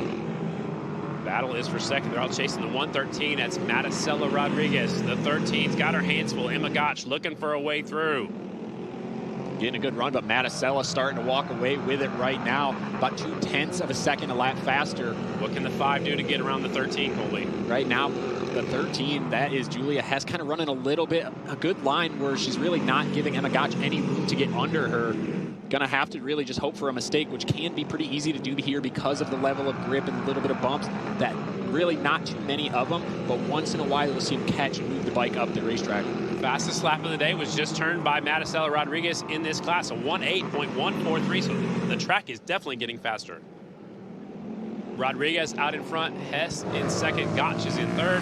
White flag is out for the heat race for the Royal Enfield Build Train Race ladies. Julia has been able to open up a gap and start trying to track down Rodriguez in the front. Rodriguez gets her weight back down the back straightaway, trying to get the best run she can as she goes through 3 and 4 for the final time. Off the final corner, the 113 means business tonight. Maticela Rodriguez wins the heat race. Julia Hess is second, Emma Gotch is third. There's Hannah Brewer on the 39 is fourth. Side by side for a 5th, it looks like the 58, Mallory McGill, will get that final spot in the top 5. What a ride by the 113, Maticela. She wants to win. Means business here tonight. We're going to watch the 39 on the outside. The 58 kind of scooted across the line, and then the rest of them didn't get going, and then they finally do. And now the 39, oh, she touches the back tire of the 5 bike and loses the front end for a second. They got wild out there off the start. Emma started to go up just a little bit, and Hannah Brewer was on a big lead down. Yeah, in these big, heavy bikes, they're INT 650 bikes, and they're big and they're heavy. For those ladies to hang on to it, they did a great job out here in the heat race for the Royal Enfields. Up next, it's our premier class. The Mission AFT Super Twins are up next. 2 heat races, top 6 to the main event. On the pole, it's our points leader in his rookie season. It's Cody Kopp. Starting second is the 70 bike of Declan Bender. Starting third is the 20 bike of Jared Vandekoy. Starting fourth is the 34 Cameron Smith. Road number 2 would be the 48 of Trent Lowe, 67 Davis Fisher, 25 Sven Lapp, 16 Jacob Lehman. Road number 3, 13 Morgan Mishler, 95 Evan Wrench on the 22. That's the mower, Mitch Harvitt. 2 Pennsylvania riders back there on the back of the pack. So this is a heat race. Again, top 6 to the main event, but in this class, top 2 make it to the Mission Challenge. Yeah, very important. And the front row in the main event tonight. That is very important as well. $5 grand to win that Mission Challenge, but again, starting on the front row on a short track is very, very important. Even with the level of grip that I think these riders have with how fast the track is, passing has still been a little bit tough. Yeah, I think the track will continue to get faster and it will work in. I think in this class we're going to see the high line come in. The passes that we've seen too, very aggressive. Well, I think you have to on a short track. Absolutely. Always. I mean, you don't want to take anybody out, but you want to shove the front end underneath somebody. You can't waste an opportunity. Especially right off the start. Absolutely. Kopp is on the inside. Bender starting second. Vandekoy is third, and the last bike in the front row. A good qualifying effort for the 34 of Cam Smith. Check it out. Cody Kopp aimed up the racetrack a little bit, not allowing his back wheel to drop at all. The track is banked if you're not here with us in person. It's hard to see that there is banking on the straightaway. Yeah, it's pretty heavily banked, so Cody Kopp should be able to get a good launch here without his back wheel dropping. The 10-second board is up. It is time to go racing. Mission AFT Super Twins here at the Caterpillar Nashville Short Track, presented by Memphis Shades. Heat race number 1. Top 6 to the main. Bikes go into gear. Here we go. 34 Cam Smith. They must be really tacky on the outside. He gets a bad start. Declan Bender gets the great start. Vanderkoy, he goes up to second on the 25. Vanderkoy starting to feel good on the Harley-Davidson. His second race back with us here. But it's all about the clutch release. You have to be so smooth on it because the level of grip off that starting. Look at Cam Smith trying to get up the inside of Cody Kopp. It's going to be Declan Bender leading us around. Cody Kopp stuck back in the third spot, tried squaring up the corner, and so did Cam Smith on the 34, and he's under attack. Here comes Fisher up to fifth. He wants some more. Again, top 6 going directly to the main. Top 2 go to the front row of that main event. Yeah, Fisher on the bottom now trying to get up the inside of Cam Smith, but Vanderkoy holding up Cody Kopp now as Kopp will try to go around the outside. Vanderkoy holding his own on the inside. Here it's going to be Kopp to the inside, making the move on it. Fisher goes up the inside looking for the pass on Cam Smith. Doesn't quite get it accomplished like Cody Kopp did to go to second. Out front, Declan Bender, the OTV Racing team. Also, Memphis Shades on board the leathers of the 70 bike. Kopp did not have a good start in this one, so now look how quickly he's able to track down Declan Bender, who just puts in the fastest lap of the race last time by with traffic. 16.614. Almost the fastest lap we've seen all day. And already to the backside of Declan Bender, he was able to get by Jared Vanderkoy about 3 laps of being patient behind him. But look at Cody Kopp's back. His back brakes starting to glow already, trying to get the chassis settled down. He just takes a look over his shoulder, want to see if anybody's close enough to make a pass for that position. So Cody Kopp is going to look her way through right now. Yeah, with that look back move that Scotty was talking about, now he knows he can move around a little bit. He's going to go right up the inside of Declan Bender, get a better run. Oh, no. Looks like he had it. I thought he had the pass cleared. Yeah, Declan got a good drive. Here comes Cody squaring up the corner, up the inside. He gets it sideways. A little bit wheel spin. He stays in second. It is Bender and Kopp. We got a battle for third. Kopp getting on the gas really aggressively there. That's why he was getting so loose. But Declan Bender coming through the corner a little bit wider. That's how he keeps getting these better runs down the straightaway. But here it's going to be Cody Kopp right around the outside. Is he going to be able to finish it off? Yes, he is. He's going to get the pass done right there. White flag is out. The rotor is glowing red. It's throwing sparks, but Cody Kopp, our points leader, goes to the lead. Watch how high he goes into 3. This time he doesn't go quite as high. Off into the final corner. Your points leader, 2 wins on the season. He gets a heat race win here tonight. It's Cody Kopp on the Harley-Davidson, your winner. Kopp, a really good run there off that start. He's going to learn a lot going into the challenge and the main event.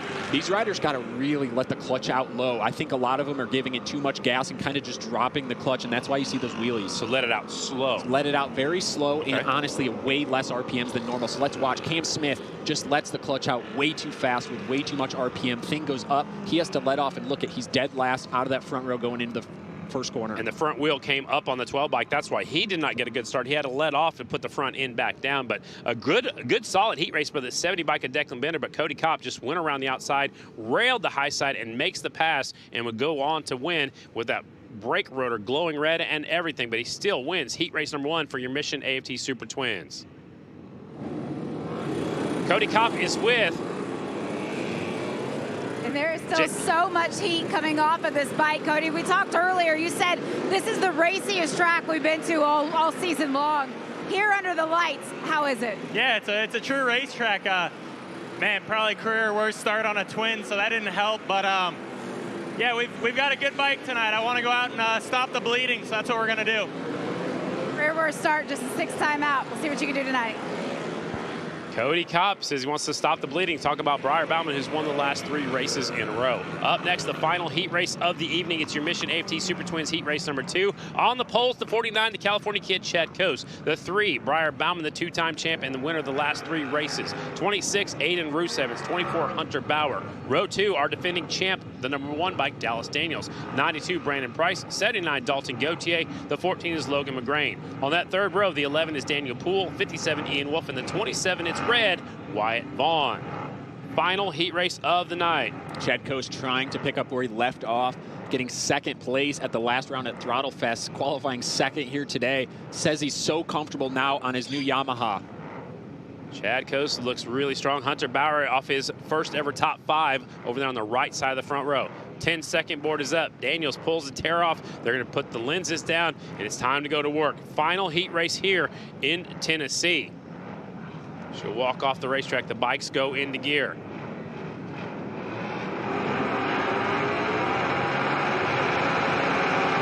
Light is green. Clutches are coming out. The front end goes up on the 49, so it's going to be the 3 bike. Briar Bauman lead him in the first corner. Coase slides into second. Rusevitz trying the high line. He's in third, but Bauer's right there. Breyer did such a good job of letting the clutch out really smooth, able to get that start because Chad Coase had a good start as well. Dallas Daniels, our champion, trying to get up in that top four right off the bat across the first lap, and he will. Side by side down the front straightaway with Hunter Bauer. Make as many passes while they're all bunched up. It's easier to do that. The 49 squares off the corner. I thought he's going to hit the inside, so the 49 is there. The two Salinas, California riders battling for the lead. Actually, it's Fremont, California, and Salinas. Here comes Coase up the inside. Oh, he lets off. So this is going to be a Harley-Davidson versus a Yamaha. The Yamaha will get a little bit better of a jump off the corner. That's the way the motor characteristics are. But the Harley-Davidson could have better grip through the corner, so it's a give and take.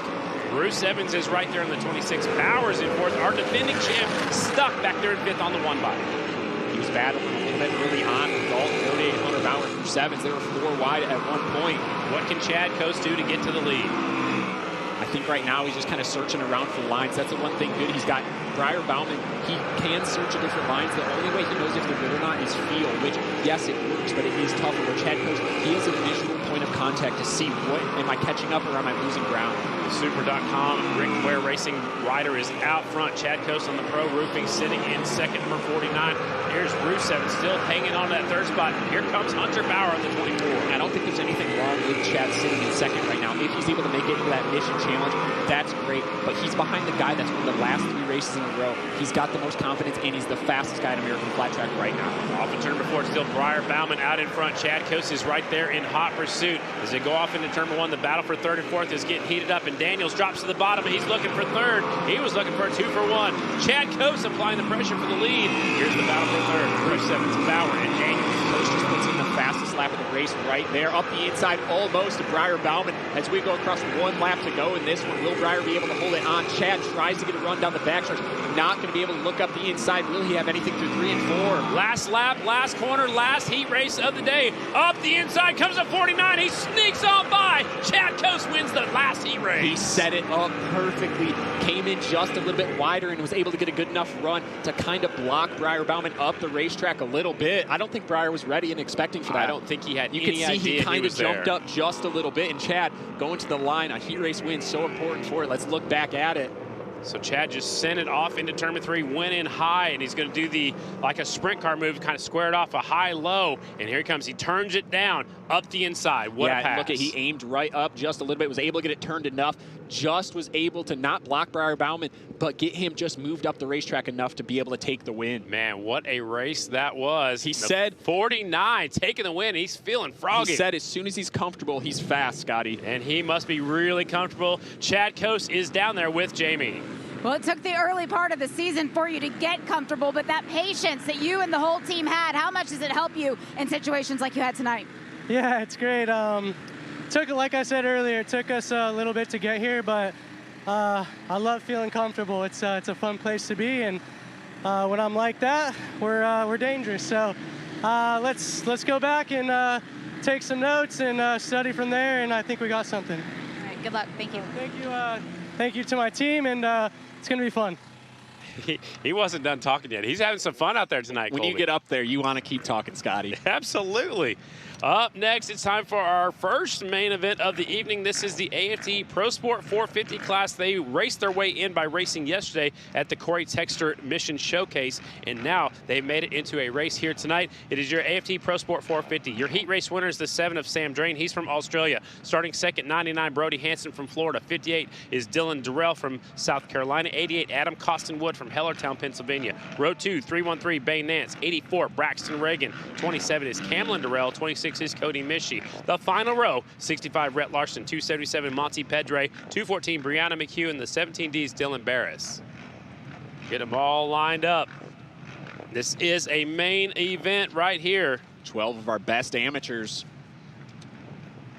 From around the world, we can say, because there's Australia out there. All pro sport riders ready to get going here. 14 to 21 years of age, stock 450s with the exception of a tailpipe. 10-second board is up. It is main event time.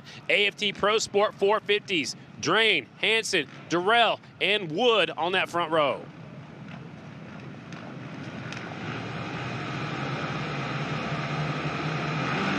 White is green. Clutchers are coming out. It's going to be Slammin' Sam grabbing the hole shot. Here comes Bane Nance. Already goes up the inside looking for second. Around the outside goes Adam Costinwood up to the second position. And Costinwood was the fastest rider other than Sam Drain in that heat race. He was rolling the top and immediately goes back up there. I talked to one of his guys, Nick Henderson. He gave him advice to just roll.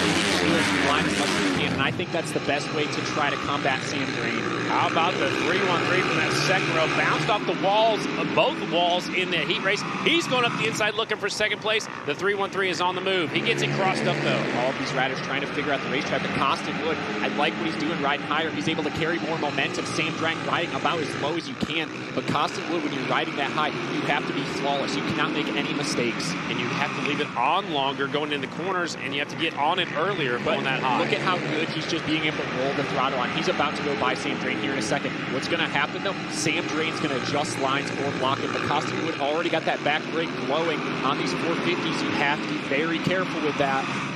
And it's Adam Costinwood out there, the Bud man, rolling the high line. He's catching Drain. Nobody has passed Drain yesterday or today. It's about to happen.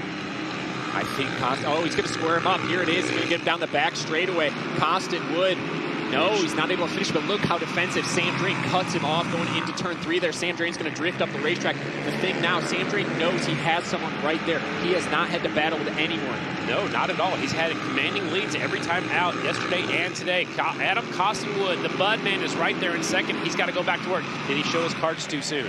I don't think he really showed his cards because what he did is he squared him up. Costinwood's made all of his hay today while riding around the outside. I think he just needs to keep trying to roll Sam Drain around the outside. The problem is Sam Drain, it's so easy to be defensive on the inside and attack.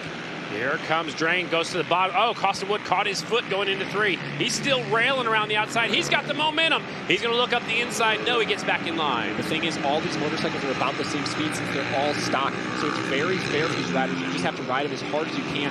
I'd like to see Costinwood come in high like this and try to get it squared off. Here he comes. No, he's railing around the outside, and he's making it work. Here he comes. We got a new leader, the 88 to the front. That's it. So smooth there, but that's exactly the problem. Sam Drain's going to attack it. Now they're down a big enough gap for Bane Nance not to be able to immediately retaliate. Ooh, Drain goes back on the inside, and he goes up the racetrack. Adam Costinwood squares it off. We got us a dogfight. They're throwing sliders tonight. And Sam Drain's going to do the same thing across him. Adam Costinwood, you just hit the have brakes. to make sure you turn it. You have to be able to turn it back under. You cannot allow them to completely stop you in the center of the corner.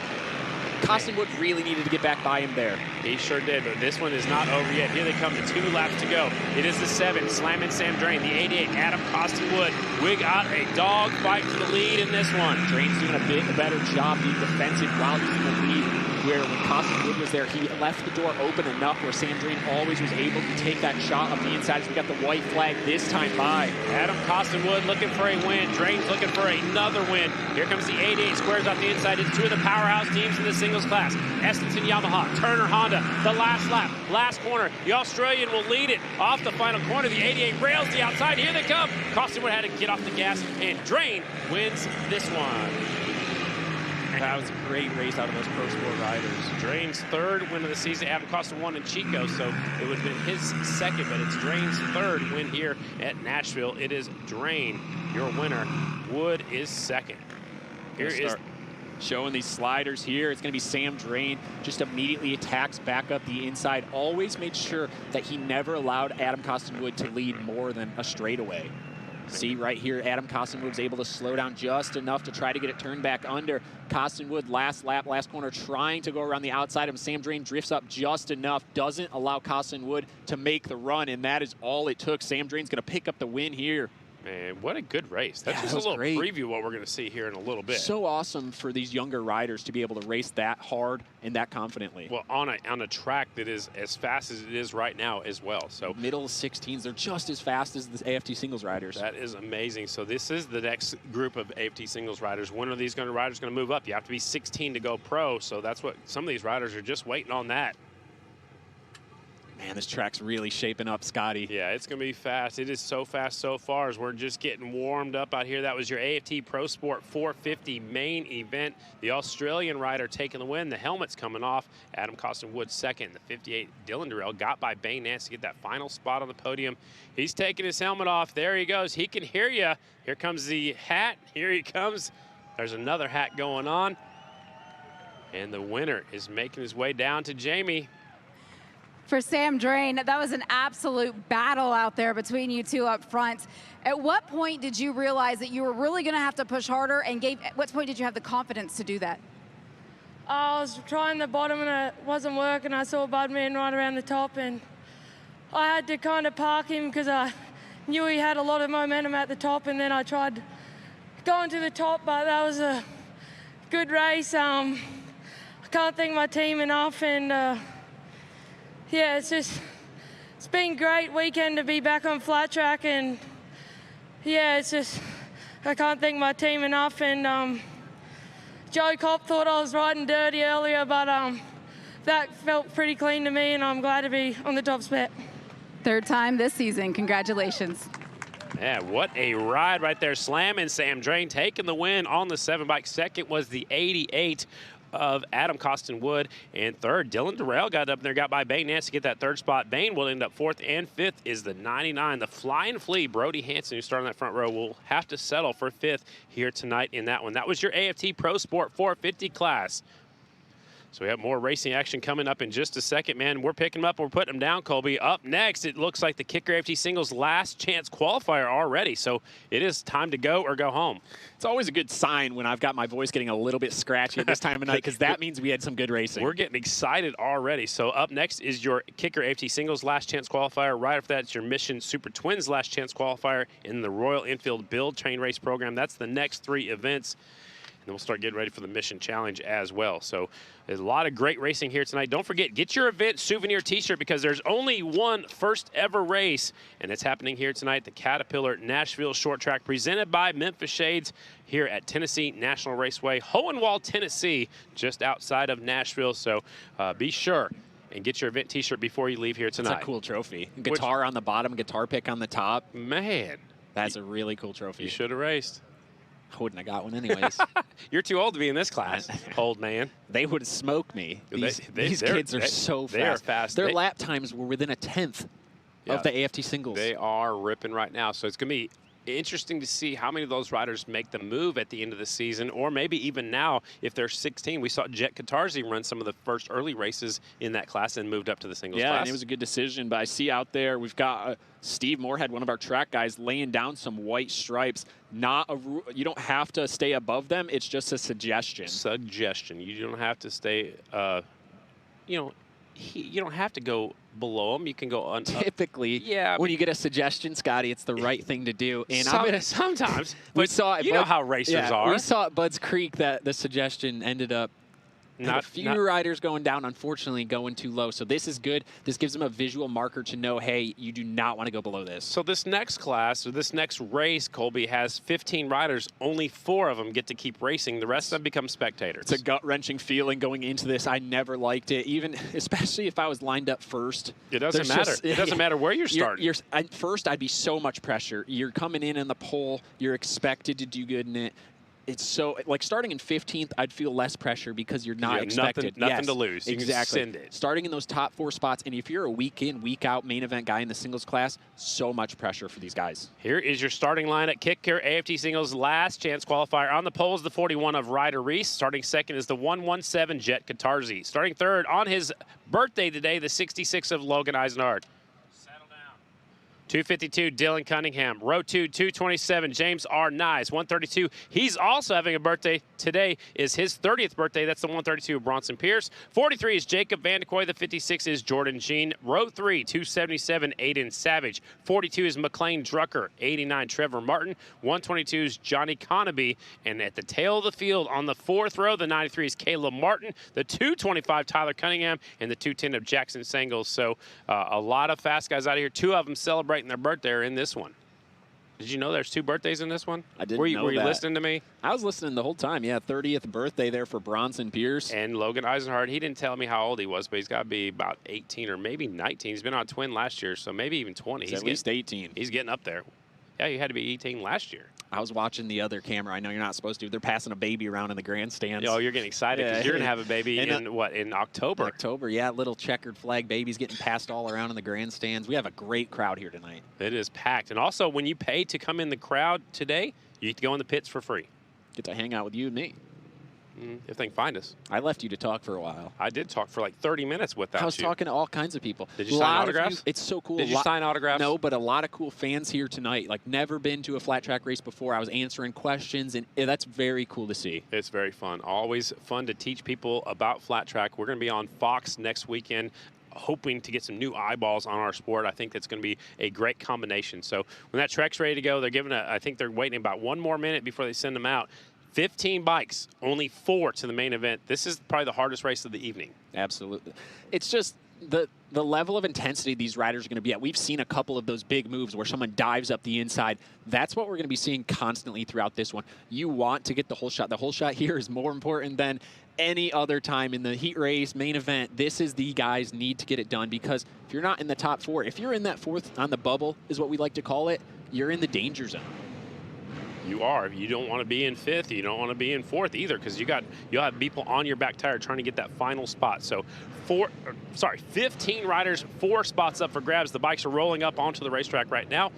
Man, we've never been here before, but I hope we come back again. I do. This is a great racetrack. Yeah, when you're in that 4th spot, you're just susceptible to being dive bombs, move around the outside, having 2 guys pass you at once. It's a very tough spot to be. Both of your guys, the Cunningham twins, are out here. One's in the front row and one's in that back row. So they're separated by a long ways in this one. So yellow lights are on. There's no siding lap in this one. We're going straight to work. Again, that front row, 41 is Reese, 117 Katarzi, 66 is Eisenhardt, 252 is Dylan Cunningham. His twin brother, Tyler Cunningham, is back there in that back row. Dylan's the one that made his first main event of his career last race. And look at the confidence. Maybe look at what he feels, because he's in the front row of this last chance qualifier. Absolutely, Scotty. It compiles. And his older brother, by 2 minutes, is back there on the 4th row. Maybe he'll get a good start and get lucky in this one. Can't count anyone out. Can anybody come from the 3rd row, maybe even the 2nd row, to get a transfer? Fast. 2nd row for sure. All right. 3rd row too. I think, Scotty, I think the riders are going to be moving each other around, but we're about to see. The 2 Waters Auto Body KTMs back there in that 2nd row. They've got a good shot at it. Last chance qualifier. Kicker, AFT singles. Big P shows them 8 laps the distance. 1 through 4 to the main. Bronson Pierce leans that bike over a little bit. It's race time here in Tennessee once again. Top 4 to the main. Light is green. Here we go. Reese on the inside. Let's go. Oh, 2 riders. 2, 3, 4 going down. They're still stacking them up. 1 bike goes off the racetrack. There's red lights on everywhere. We'll try to get them shut down, because they got the whole track blocked off. Hopefully they get them woed down. There's red wheel and lights on the whole racetrack, but it just got wild and crazy right off the start. Again, 15 bikes going for the top 4 spots, and sometimes this is exactly what happens. Yeah, we had a rider on the 2nd row just kind of turned down pretty quickly. Not sure exactly what happened. Yeah, we had a rider on the 2nd row turn down, and a rider. We'll stop everybody short. Again, 1 bike went barely off the edge of the racetrack over here. It looked like some of our officials were jumping to get out of the way. Nasty crash. Luckily, we were at low speeds, but still, we had a lot of riders come together. Well, and then when the bike's further back, the track's completely blocked off right now, so the bikes on the back few rows had absolutely nowhere to go. And you don't see it until it's too late. Right. I think one of the bikes is joining back at the tail of the field right now, so one of them's already up and okay. It looks like that might be, is that Drucker? Yeah, the 42 was involved. He's back over here. I think for the most part, everyone is up and okay. Now they just got to sort their motorcycles out. 227. Bronson Pierce was for sure involved. Okay, so that is the 132, 227. There's 89 up there. I think James Arnaiz and Bronson Pierce came together, and that's what initially started this. Drucker. So I got 4 for sure that were involved in this one. Bronson Pierce is up, getting checked out right now. Airbag suit deployed. And let's see the 89 bike being pushed down the inside. There goes Bronson Pierce's bike. Here Here's a replay. So watch the second row, the blue bike on the inside and the orange bike. They're going to come together here. Oh, Arnaiz went from the bottom to the outside, the 132. Yeah, Bronson Pierce goes up there, and here comes the 66. There goes, oh, they're crashing further back. Again, this starts a big-time chain reaction. There goes one bike all by itself. He's going to the pits. He was done for the night. That was Arnaiz's bike. That was the first bike in the crash. So that's Arnaiz right there. There's Bronson Pierce. All the way up the racetrack. Yeah, here's another a good look view at of it. Look at this. 66 has his hand up. He's already trying to slow down. Vanderkoy is right here on the 43 bike. There goes Trevor Martin. There goes both of Martins, 89, 93. Waters Auto Body trained that thing pretty good. Just kept going all by itself. Yep. Jacob Vanderkoy, watch him on the 43. Just goes he go right over somebody, the top. Right? Yeah. Watch the 227, the second row inside. The 66 goes nowhere off the line, and he somehow gets through, threads the needle. Wow. 1, 2, 5 3, riders. 4, 5. I got 5. Yeah, I got 5 riders. That was chaotic quick. And I don't know what happened to Logan because he didn't go anywhere off the line. His bike lost power. Vanderkoy goes up and over. Man, Bronson Tyler Pierce. Cunningham, he did some gymnastics back there to avoid the whole thing. Did you teach him that? All right, looks like the rest of the bikes have gone back to their original starting spot. So one bike is missing on the front row. Dylan Cunningham. Well, that was the 66. He's back here. Remember, his bike, he put his hand up immediately, so his bike didn't get going. And he's been looking at his bike since the red flag. And you're not allowed to work on him. If you do work on him, you're going to the back. So they're cleaning up a little bit of fluid that's on the racetrack over here. You can see Arnaiz is looking at his helmet, his gloves, trying to make sure, see if he's okay. I just can't understand. Oh, there goes the 66. He's having issues with that bike. I can't understand what he's got going on. Who's that? Eisenhart, because he was just sitting there looking at it for the entire time. If something's not working, at least start in the back and go work on it right There's now. the 89 Trevor Martin. He's trying to take his jacket off. He's had a rough day. His transponders didn't get swapped in practice and qualifying. And there's Caitlin from How We Doing, Roger that, taking a look at it. That was crazy, Scotty. It was a wild start. He's got his leathers coming off. Looks like he's shaking it off. And those crashes right off the start are just so chaotic because you've got riders going every which way to try to avoid it, and they'll come together. And Andrew Reichert is there pushing that bike back, so I think he is done for this one. His shoulder's leaning down a little bit lower than the other one, so, and he's limping as well.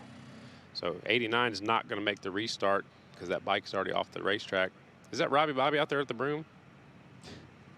It sure is. How did he get a broom? We trust him with that. I don't know. Little dry sweep out there trying to soak up whatever fluids got loose. Floor dry, kitty litter. Dry sweep. Floor dry, kitty litter. I think it's called dry sweep. Well, hey, we'll Are we call it having whatever. fun? We having fun? We've been having fun all day. All day. Kitty litter, that's vintage. It's not gasoline, otherwise we'd be roasting weenies. Yeah, you started on fire right away, so it must be some coolant possibly. Oil or coolant, yeah. So the Cunningham's still out there. They still got a shot. I was thinking Tyler's got a better shot at it now. All right. So there's Chris Carr making sure the track is good to go. There's Robbie Bobby. Good job, Rob. I don't know if he can hear us. Everyone's kind of talking to each other like, what happened? Arnaiz is still over there. The 132, haven't seen him just yet. 89's already back to the pits. He's not going to. Bronson took a little bit to get up, and he looked a little shaken up. He got ran over by the 43. Not the 43's fault. It happened right in front of him. The 43 did a good job just staying on top of the motorcycle. Yeah, they're over there right now trying to work on Arnaiz's bike. Bunch of hands on it, trying to get it straightened out. How about the hole shot by Jet Guitarzi? Man, he just trying to make it easy. Yeah, it's the best thing you can do. Just try to get out of town. Eisenhart back in his original starting spot, Scotty. That's Nick Anderson right here. And there is Pistol Pete. There's Dave Waters. We got a broken throttle tube or broken throttle system on that one, the housing. How can you switch that fast enough? I don't know. They're about done with it. Yeah, you can get a quick Motion Pro setups most likely on that, and just quick. You're pretty good at doing these because you change throttle cams, so you can have a little system in there which makes your throttle longer or shorter. So that means when you turn the throttle, you can turn it all the way, or you can turn it like 3/4. So you could have like a quarter turn, half turn. So a lot of these riders change that, not super often, but you're familiar enough with it. The problem would be is if they had to change throttle cables. It'd be very, very tough, probably almost impossible. I think I just saw a part fall down to the ground. It looked like they're putting the throttle cables on the inside, so I don't know that the throttle's going to pull. Again, they're using the phone right now as a flashlight, basically. The 130. Yeah. Look at what happened to Santero. Yeah, he used less bolts. He took some out from underneath his gas tank. It was crazy. They changed the whole clutch, the whole assembly, hydraulic clutch line on that thing. That's insane. And it's not like it goes on the external part of the bike. It goes under the gas tank. Underneath, that's where the air filter is. It was amazing how quick Charlie Vanderland and Cale Kolkman were. And Taryn's very hands-on. He rebuilds his own engines. Yeah, exactly. I got it going now. Yeah, there goes the throttle. There goes. You don't want that to stick on this kind of racetrack. No, Lima, you might be all right. All right, there's. Oh, watch out. Oh, he hit the kill starter button. Oh, gotcha. Must have been in gear. Yeah, watch out. Nick Henderson. It already took someone else off their feet. Yeah, it already took one of the officials. Glad to see they were up and all right. All right, so Arnaiz gets the bike started. He's going to head on around the 227. Uh-oh, Vanderkoy. The teammate bike's coming over here now. I think he's got an exhaust issue. Oh, yeah, the pipe's way down there, isn't it? I think he's got an exhaust. Oh, maybe he's leaking fluid because they've got floor dry over here. Oh, yeah. I mean, there's a chance. Look, Bronson Pierce, the birthday boy's back on his bike. Wasn't he wearing white earlier? Suits, yeah. He changed at least the top. His airbag blew up. He changed at least the top suit. I think Vanderkooi. He's, yeah, give me a drink. They gave him 30 seconds. He ran back to the pits and changed jackets. Now Chris Carr's going to get everybody out of this chute because we just saw how dangerous that is. What do you think is going on with Vanderkooi? You think it looked like it was leaking, like what they were doing on the starting line? It's been a wild night. This LCQ's been crazy. Didn't make it 5 feet, and man, what a turn of events. Bronson Pierce, glad to see everyone for the most part up and all right. Sending the best wishes to Martin. Yeah, the 89 Trevor Martin. Again, there's 2 Martins out there, and they were both involved in this one. Kayla Martin's on the 93. Trevor Martin is on the 89. Vanderkooi was up in pace there through 3 and 4.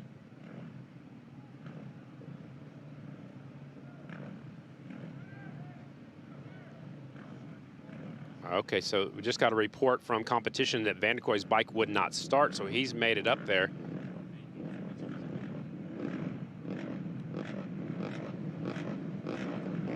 We're gonna line them up. Looks like everybody's starting except for the 89. Where's the 66? Eisenhardt's missing. No, he's front row. Where? Oh, there he is. Okay, yeah, he was front row. Okay. But he put his hand up, and he was already way back in the middle of the wreck. I would think he had a, I don't know what the issue I don't was either. there. That I would was thought wild. clutch That was issue, wild. but he wouldn't be back out here now if that was the case. All right, let's try it one more time. Complete restart with some bikes way at the back. This is going to open up the door for some other riders. It is your Kicker AFT Singles last chance qualifier to the main event. Bikes go into gear. Go to the front in a hurry. Light is green. 117, Katarzi grabs another hole shot. Behind him is Eisenhardt. They're side by side for 3rd and 4th. Here comes the 41 of, that's the rider Reese who had the pole. He's up to 3rd. 2 riders budged off the line, but they must have not crossed the laser beam, so we didn't stop that one. So Jack Katarzi picks up where he left off on that original start, trying to get out of the as he can. Eisenhardt on his birthday up there in the 2nd spot. Here comes the 41 of Reese. Cunningham is in the final transfer spot. Jordan G looking for a way through. So is Jacob Vanderkooi in the 43. G was one of the riders that had that bobble up the starting line. Jacob Vanderkooi now all the way up there at the little issue. But look at the top 4 starting to break away. Vanderkooi is going to have to close the gap right now. Vanderkooi needs these 4 to start mixing it up. Right now, it is the newest pro rider out there, the 117, Jet Katarzi in the lead. They're side by side for 2nd and 3rd. That's exactly what the 43 needs to happen. The Eisenhardt 66 bike got sideways. The 41 goes on by. All of these riders are trying to be defensive right now, riding really low line. I like what Katarzi's doing, riding up a little bit, keeping the wheels in line. But Eisenhardt, man, his bike's moving around a lot underneath him. Why are the bikes rocking back and forth like that? I think Eisenhardt's just being heavy on the throttle. I don't think he's rolling it on really as nice as Katarzi is. You know, he's out front just doing his own thing right now. Really riding slower to go faster. Eisenhardt's riding so hard, but Vanderkooi now on the back wheel of Dylan Cunningham. Here comes the 43 of Vanderkooi trying to make it happen. He's got to get by Cunningham, who made his first ever main event at Budds Creek. The 43 is on the move. Reese is riding a little bit different in this one than he was earlier today. He must have had somebody talk to him to slow it down a little bit. Vanderkoi's got the bike moving around underneath and has the brake rubber going, trying to settle it down. Only 2 laps to go. This time by, the 43 needs 1 more spot. Jordan Jean's trying to come along with them. Vanderkooi needs to move back up the racetrack. That's where he's made all of his ground up on Cunningham. Last chance qualifier. The white flag should be flying this time by. Can the 43 make it in? Right now it's Katarzi leading this one. There's the white flag. 1 more lap to go. Jordan Jean looking at the inside of Vanderkooi. They're trying to take over that 5th place spot and even get a chance at making into the main event. Into turn number 3, it's going to be the rookie, Jet Katarzi. He's got company coming. The 41's coming along, but he's going to come up a little bit short. Katarzi wins the last chance qualifier. Reese is up there in 2nd. The birthday boy, Eisenhardt, is sitting on the 66, is 3rd. And Cunningham, the 252, makes his 2nd consecutive main event. He's on a roll. The confidence, look at him. He's got to be pumped up about it. I love that. I seriously, and the brother comes up, Tyler's coming up to celebrate with him. Same exact thing at Throttle Fest. That puts a smile on my face. Yeah, I love so it. Cool. You know, making main events is hard, and that is for sure. So all these riders need a round of applause right now. They all went out there and put on a battle for you, and only the top 4 moving on. That'll be Katarzi, Ryder Reese, Logan Eisenhardt, and Dylan Cunningham going to his 2nd consecutive main event. If you thought that one was good, we got another one coming up, another last chance qualifier, Mission AFT Super Twins. 10 of them going to make the start of this one, only 4 to the main event on the pole. It's Logan McGrain from Gap, Pennsylvania. Number 25, Ben Lau, Hawley, Michigan. 92 is Brandon Price, Whitehall, Maryland. 95, Evan Renshaw from Kinzers, Pennsylvania. Row 2, 57, Ian Wolf from Mansfield, Ohio. 13, Morgan Mishler, Beaver Dam, Wisconsin. 27, Wyatt Vaughn, Standish, Michigan. 16, Jacob Lehman, Floresville, Texas. And at the back of the pack, the 10 is Daniel Poole from Gaffney, South Carolina. And the 22 is Mitch Harvitt from Bangor, Pennsylvania. 10 bikes enter, 4 move on. Last qualifying race of the evening. It's main events and a challenge race and some more main events after this. McGrain won his first ever challenge race last time out up there at the Throttle Fest at Budds Creek, and that was his first ever challenge race he made. Price on the same type of setup that Declan Bender was on. A lot of success so far tonight for Bender, so maybe he was able to give him some tips and maybe a little bike setup notes, but this is the first race back for Price after a big get off in Chico, so maybe still getting up to pace. And some time off sometimes does you good. And honestly, a little bit maybe timid, just the mental part of it. Yeah, you never know. So it's a go time right now. 10 bikes out there, top 4 to the main event. McGrain, Ben Lau, Brandon Price, and Evan Renshaw in the Royal Enfield on the outside. Big P shows them 8 laps the distance.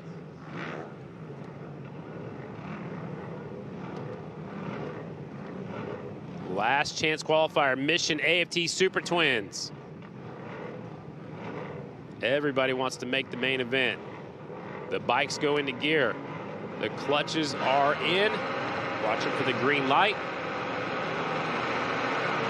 There it is. Wheels come up on the 92 and the 95, but the 95, Renshaw's going to lead him in the first corner. Ben Lau slides into second. Oh, hang on to it, Renshaw. An amazing start from Renshaw, but a bad first corner. Barely stays on the thing. A lot of these riders having trouble off the start, and that's what's causing them to come together. Yeah, it's putting everybody, bunching them all up together. It looks like I saw something flying through there, maybe a foot peg rubber. Renshaw just threw it so hard into the first corner after he got that whole shot, and that's what almost lost it. But Ben Lau, one of the veterans in the class, trying to go to the point in this one. These two, as long as they settle down, just work your way through it and get out of this thing. But Ben Lau squares them up. And remember, Renshaw's a rookie in this class.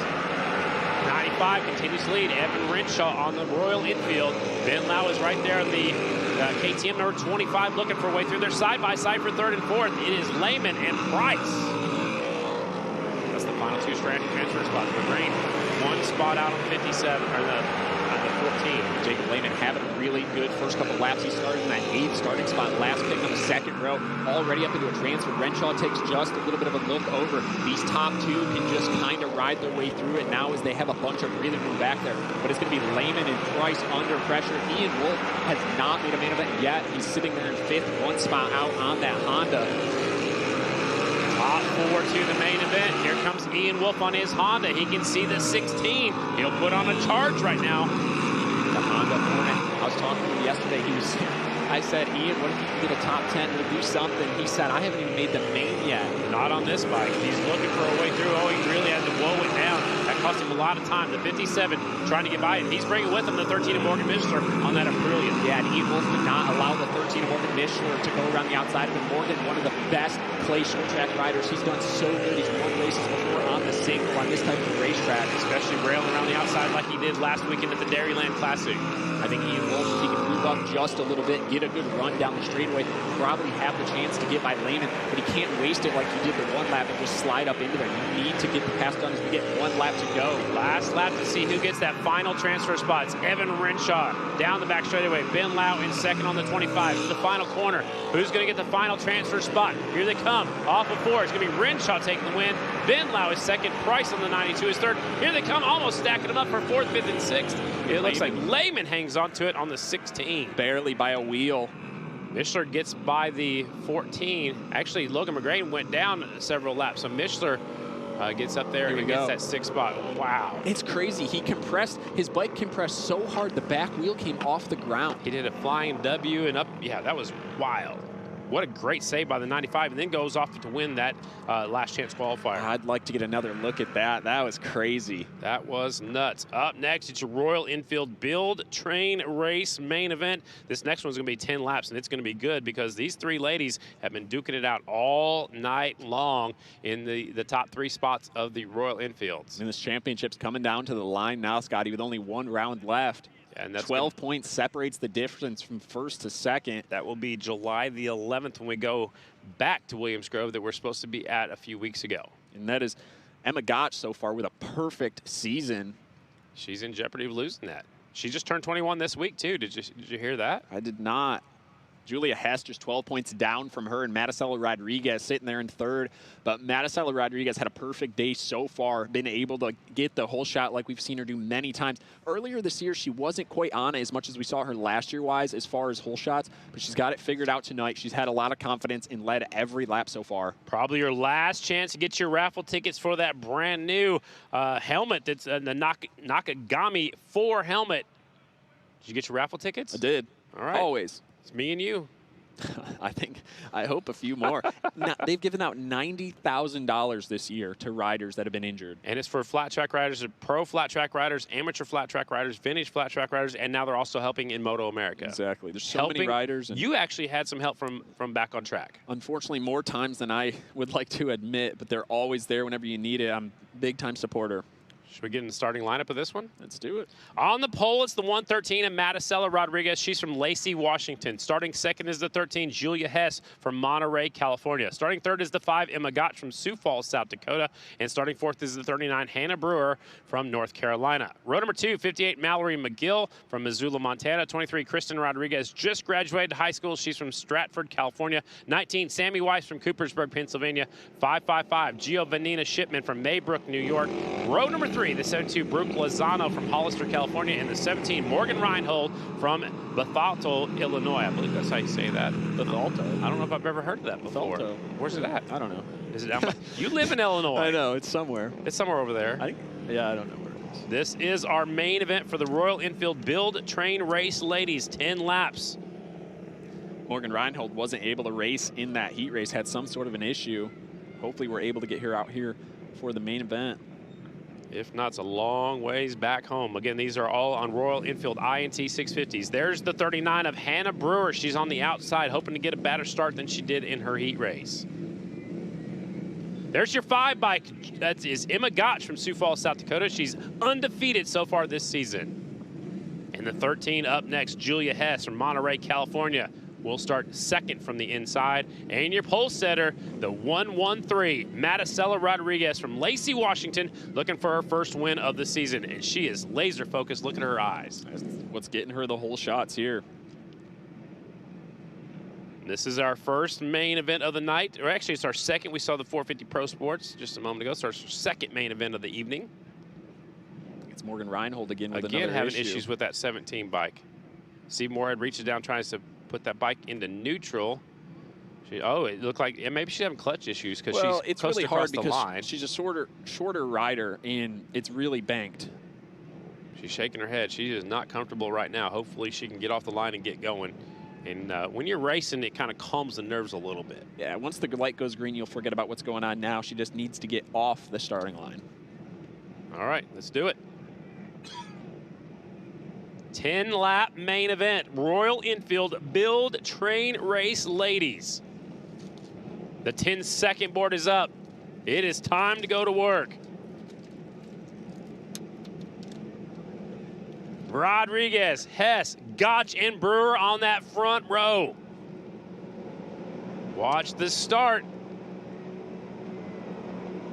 Long light this time. It finally goes green. The 13 trying to grab the whole shot. She's got it. Julia Hess leads him into turn number 1. Here comes the 5 of Gotch around the outside, and Rodriguez is there as well. Maticela tries to go up the inside immediately. Will she take over the lead going into turn 3? No. So this is going to be the first time that she has not led so far today. Hess is out front. She gets a little sideways coming off of 4. The double greens are out. 3-way breakaway once again. And Emma Gotch up the inside of Maticela Rodriguez. Yeah, Hess is in the lead on the 13. Maticela's in second. Emma Gotch looking up the inside on the 5 bike. She has not been beaten this season in a main event yet.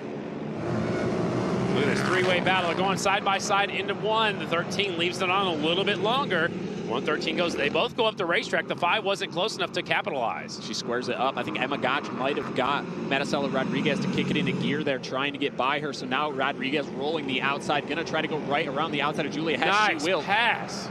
Wow, around the outside. What a nice move. She's carrying so much momentum up there. Rodriguez goes to the lead on the 113. Hess goes back to second.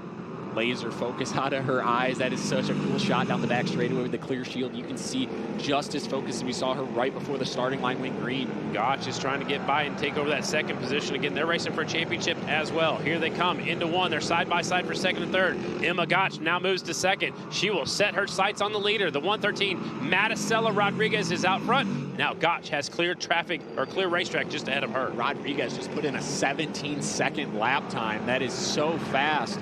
Track's speeding up. She is gone. Battle is for second. Emma Gotch now in second. Hess goes to third. Hannah Brewer still holding down fourth where she started on the 39. Kristen Rodriguez, who just graduated this week, she's back there in fifth. Kristen Rodriguez putting in a battle with Hannah Brewer, so she has gotten quite a bit faster since the heat race earlier tonight, but the battle's for second. And the 17, who's had mechanical issues all day, she's up to sixth, the Rhino.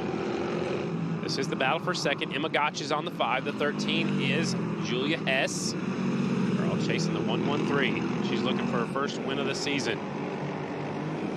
She's got, looks like she has a third, and a fourth coming into tonight. She's got this place figured out, though. She is balling so far. She just keeps putting in high 17-second lap times. Everyone else kind of living in that 18.4 range. So right now, she's almost a half a second faster a lap. Back out front to your leader. There's the 113 in the lead. It is Maricela Rodriguez. Wasn't able to get the start this time that she's gotten all night, but she was able to get it done. Emma Gotch just for a second tried to get up the inside of her, but it's going to be Julia Hess now back to third. White flag is out. There it is. One more lap to go for Maricela Rodriguez. Gotch is by herself now in second. Hess is in third. She's looking for her first win of the season down the back straightaway. She has set sail after she got into the lead. She buries it in turn 3 for the final time. The first win of the season. It's the 113 taking the win. Maricela Rodriguez, your winner in Tennessee. She's pumped up about it. That was a really good ride. That was awesome. Gotch is second. Hess is third. Really close for second and third. Rodriguez, 23, gets up to fourth. Slide Brewer back to fifth. Man, good racing. Yeah, that was great. Emma Gotch was able to move her way up from third. She'd been sitting in third all day long in qualifying in the heat race, but able to figure it out and get by Julia Hess. But Rodriguez, what a ride. She gets that VP Racing Fuels checkered flag. She's going to get that victory lap right here. That's cool. So excited. Who gets the victory lap? I wonder if they figure that out before they go out there. You're jinxing it. I wouldn't want to do that. You don't want to do that? No, I'll figure it out right now. This is a pass for the lead. I've already set it up a few times. I got 2 victory laps. I called both of those. I haven't. I've never received one, given a few, but it's going to be Rodriguez. Just, man, she carried so much momentum around the outside, was able to just go right by Julia Hess. She had the track figured out tonight. She will win our main event, the Royal Enfield Build Train Race Ladies. She's going to put Emma Gotch on the back. Oh, that's cool. Second place finisher. These ladies sure like having fun out here. They're all such good friends. They all pit together. They all work on the bikes together. Yep, it's been a long process. Again, it's a 2-year program. They can stick around for 2 years to get to keep the bike at the end and go race it somewhere else if they would like to. That was a really good race. That was a lot of fun. Yeah. We haven't had a bad race yet tonight. Not yet. 3 races left. Is that what you got? Challenge coming up next. Yeah, the mission challenge is up 4 next. laps, Singles main event after that. $5,000. $1,250 a lap, Scotty. You like how that sounds? I like that. 16 seconds to make $1,250. 16-second laps? Yeah, a little bit over. Yeah. How about Rodriguez getting into the high 17s? I can't wait to hear this interview right here. She is fired up. She had some fun out there tonight. Yeah, Jamie's lucky. Yeah, this is going to be fun. She's going to try to back that thing onto the podium. She might need some help for this. Again, we're down to the final 3 races. Jamie gets to talk to the winner. She's taking her Arai helmet off right now, and then she will step in there to the winner's circle, and she's been wanting one of these for a while, her first win of the season. And we could see the focus in the eyes when she pulled up to the starting line. Your winner, the 113, Maricela Rodriguez, is with Jamie. And once Matisella made that pass, it was heads down, and it was just go time for you. We saw the confidence that you were riding with, but the celebration at the end. Take us through that race and how you feel at this point. Honestly, I was just worried about getting a good start, and I was like, the start is what matters. I felt good all day. Honestly, I didn't have to make any changes. All I really did was check my tire pressure, make sure my bike had some gas, and I just been enjoying the track all day. It's really close to home, so it really made me feel better knowing that I was comfortable, and it just reminded me of, again, racing at home. So big shout out to all my PNW folks. I love you all for all the support. You know, and big thank you to Royal Enfield and, again, the mechanics for making sure we're all good to go. Jenny, she's the best when it comes to support, and dude, I'm just so stoked. Well, congratulations, and you dipped into the 17s. Nice job. Thank you.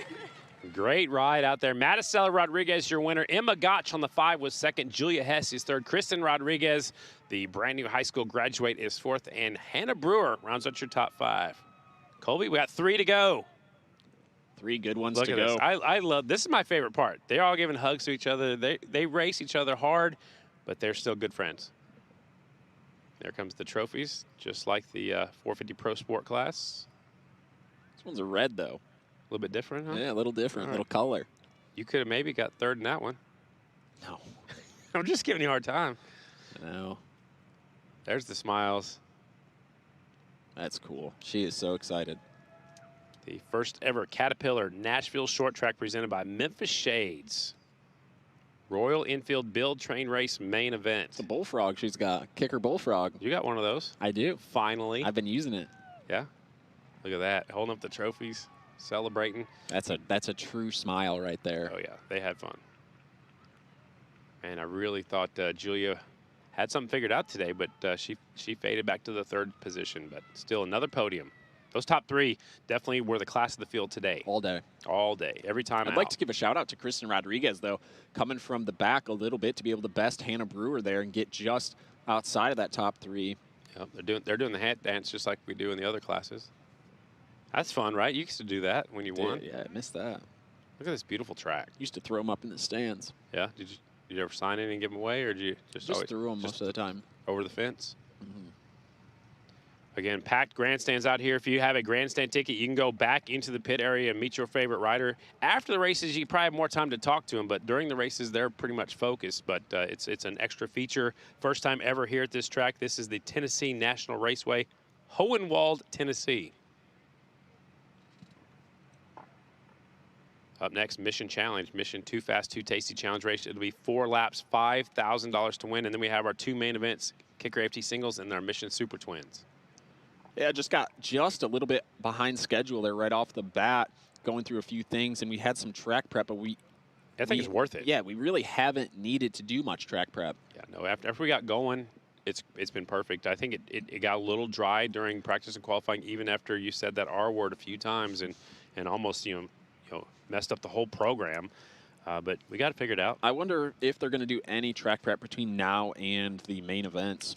Also, for you guys on bikes, if you got motorcycles, Sunday, June the 7th, which is tomorrow, Moto Mash is up there in Franklin, Tennessee, 111 Alpha Drive. It's vintage, dirt, street, race, rat, adventure, custom bikes. If it's a motorcycle, it's welcome. They got registration at 10. The People's Choice Award is going on. There's awards and trophies. There's an award ceremony at 2 o'clock. Bring your bikes. Bring your friends, celebrate with the community. Also tomorrow, if you're heading anywhere towards up north, the Nikki Hayden Days, usually on 6/9, June the 9th, because that was Nikki's number. That's going on Owensboro, Kentucky. So there's always a big ride day up there in Owensboro, celebrating one of the best to ever throw a leg over motorcycle, Nikki Hayden, who we lost way too soon. But yeah, I'm ready for this next one. This is 4 laps in $5,000 to win. And Chad Coase had that aggressive move there in the last lap to best Briar Bauman to the line. Yeah, so who's going to retaliate and who's going for what? Because this one, it's $5,000, but also, it might send a message for that main event. 4 laps, $5,000 for the next race, Mission Too Fast, Too Tasty Challenge race. On the pole, it is. Here's the pass we're just talking about. Watch the 49 square out this corner and do the slide job. Was real patient there on entry to make sure that when he got on the gas, he wasn't going to spin it. And He went up the inside. I don't think Breyer was quite ready for that to happen. He had to stand the bike up a little bit. That's why his left foot went back down. Yeah, he kind of backed off the throttle. Look, the crowd going nuts as Chad Coast took the win in that heat race. So the bikes are rolling onto the racetrack. On the pole, it's the 49, the California kid from Fremont, California. On the Yamaha, it's Chad Coast. Starting second from Michael Washington, the rookie, Cody Kopp, rookie in this class. The 3 bike from Salinas, California is Breyer Bauman. And the last bike on the front row is also on the Yamaha from Cooksville, Illinois, the 70 bike of Declan Bender. He's on the OTB Racing Yamaha. So 2 Yamahas, 2 Harley-Davidsons. Who you got? I'm not going to pick. I think the winners are, though, the guys in this race that not so much going for the $5,000. That's a supplement to winning. But right now, all of these guys trying to figure out what the track's been like. It's been a while since they've been out here. The sun was up the last time they were out. Now it's dark. The moisture's starting to come up. It's 9 o'clock. So the sun is completely set. So these guys all testing out a few things here before the main event, using it as a bit of a practice session. This doesn't alter the starting spot at all for the main event. Nope. Just $5,000. That's it. There's the Super.com number 3 of Breyer Bauman. The 12 by Cody Kopp on the latest Motors Harley-Davidson. And on the inside of Parker Racing Pro Roofing Yamaha, the 49, the California kid, Chad Coase. $5,000 to win, 4 laps to get it done. RPMs are up already. Here we go. We're green. The front end comes up on the 49. Kopp's going to have the advantage. Now Breyer takes over the lead. Declan Bender goes around the outside. He wheels it into the lead. Yeah, Declan just needs to hold the gas really steady there, coming off the corner just like he did. If he can do a couple clean laps right now, Breyer Bauman's going to try to square up the inside, but Declan riding really smooth, not letting the pressure get to him. He needs 3 more laps. He needs $5,000. Declan Bender out in front. Breyer Bauman is second. Kopp in third, and Chad Coase back there in fourth. Down the back straightaway. Halfway through this one, next time by, it is Declan Bender from Illinois in the lead. Bender's got to keep about a bike length gap to not allow Breyer Bauman to squirt up the inside, because he is opening the entry up enough to allow a rider up the inside. Right now, best case scenario for Bender is Cody Kopp to get up the inside of Breyer. Kopp is taking a look for second place. It is Declan. Oh, Kopp makes a mistake going in 3. Declan Bender leads him off before. Here comes Breyer. Breyer to the white flag. No, it's Bender. Now here comes Breyer. Breyer sends it up the inside. He wants that $5 grand. Breyer did a good job at parking him. Is he going to be able to cut him off? Yes, so it's going to be Breyer Bauman. Bender not able to take a shot up the inside into 3. Last lap, last corner, off of turn number 4. The big number 3 is going to take the win in the Mission Challenge. It's Breyer Bauman. Breyer Bauman did a perfect job there. So what I'm talking about is he kind of parked Bender when he went up the inside of him. Typically, the rider's going to go by you, allowing the higher rider to stop the bike and turn it underneath. Breyer did not allow him to do that. He took Bender all the way up with him. Here we'll see the pass. So watch Breyer. Typically, most of the time when you go up the inside like this, you're going to shoot right by. So Bender, he wants to turn to the left to go back up the inside of Breyer. He waits. But see Breyer, he just keeps going straight up the racetrack. Pushing him up all the way up to the high sign so Declan couldn't turn it down. And Bender had a good run here around the outside, but Breyer just kept the pressure on, didn't allow him to go back through. Breyer's second challenge race win of the season. He also won out there at Chico. He's won the last 3 main events. It's bad news for everybody else, but he's down there and on that podium and picking up $5,000. Breyer Bauman wins the Mission Challenge. And for Breyer Bauman, you won the Mission Challenge. You get the $5,000, but you also just had another shot to see the front row to get ready for the main event coming up. You told the team when they took the bike away, we'll talk about it. What is there to talk about? I honestly swear I don't kiss and tell. We're going to work on the bike a little bit. We need to get a little bit better. Man, the Yamahas are they're really quick off the corner right now, and the XG, that's not necessarily its favorite, but to be honest, I'm so thankful for Mission Foods. They're a personal partner of mine. For them to put the money up, to get dicey. It was good to race with Declan. We've raced the last 3 weekends together a little bit, and had a breath. Those $5 grand, 5 G's, man, you get fired up, right? So we're ready for the main. Thank you, Mission Foods, again, and all my personal sponsors, Rick Ware Racing, Super.com, and everyone else. Let's get ready for the main. It's worth the breathlessness for just a moment. Congratulations. I'm going to step out of the way, and David Disbrow from Mission Foods is going to step in to present the check to Breyer Bauman.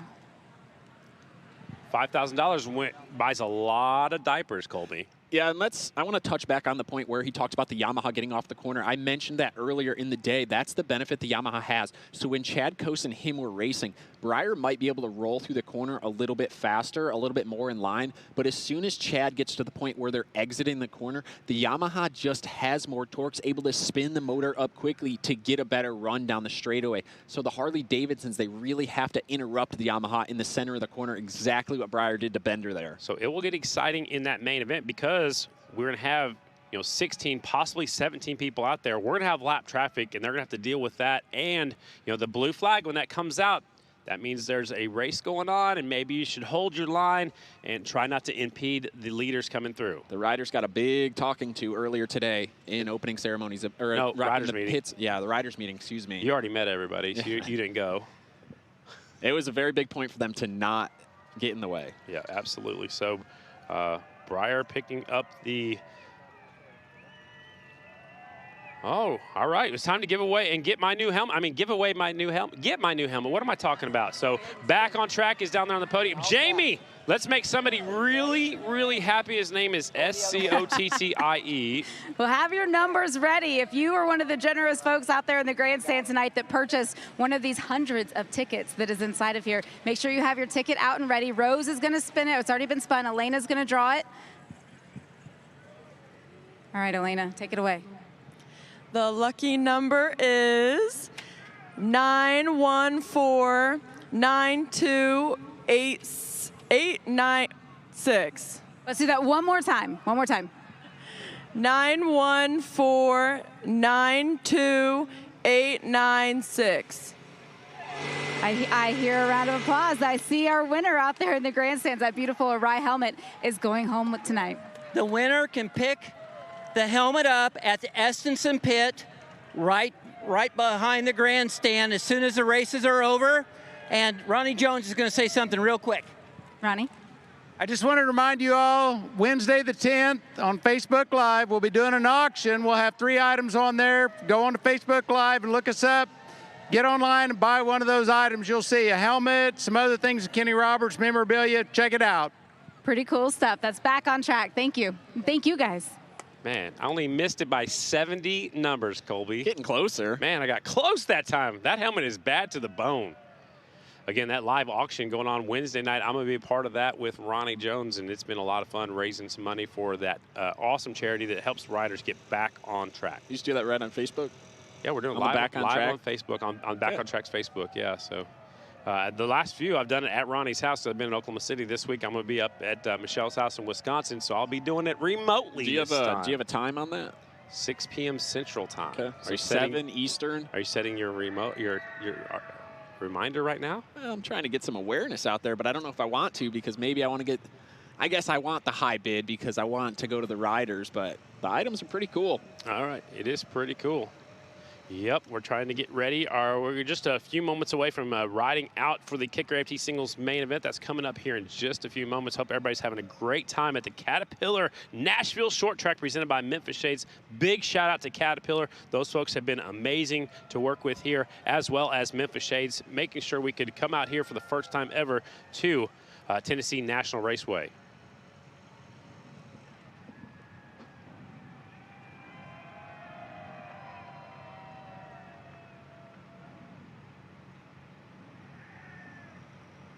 Kicker AFT Singles Heat Race number 1.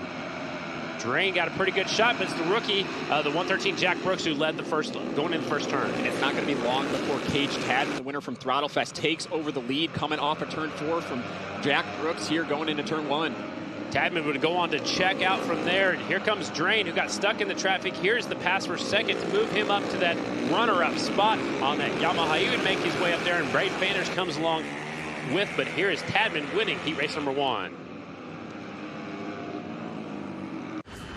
Up next, Kicker AFT Singles Heat Race number 2. Sat off on the inside, would take him into the first corner, and he was flying, but watch the 75 go to work. Immediately going to take a shot into turn 3 here, try to get by for the lead. This is down the back straightaway, coming off the starting line. The 75 Santero goes right up the inside, a very aggressive move on Sadoff, gets by him and says, I got to go, as he's going to pick up the win here in heat number 2.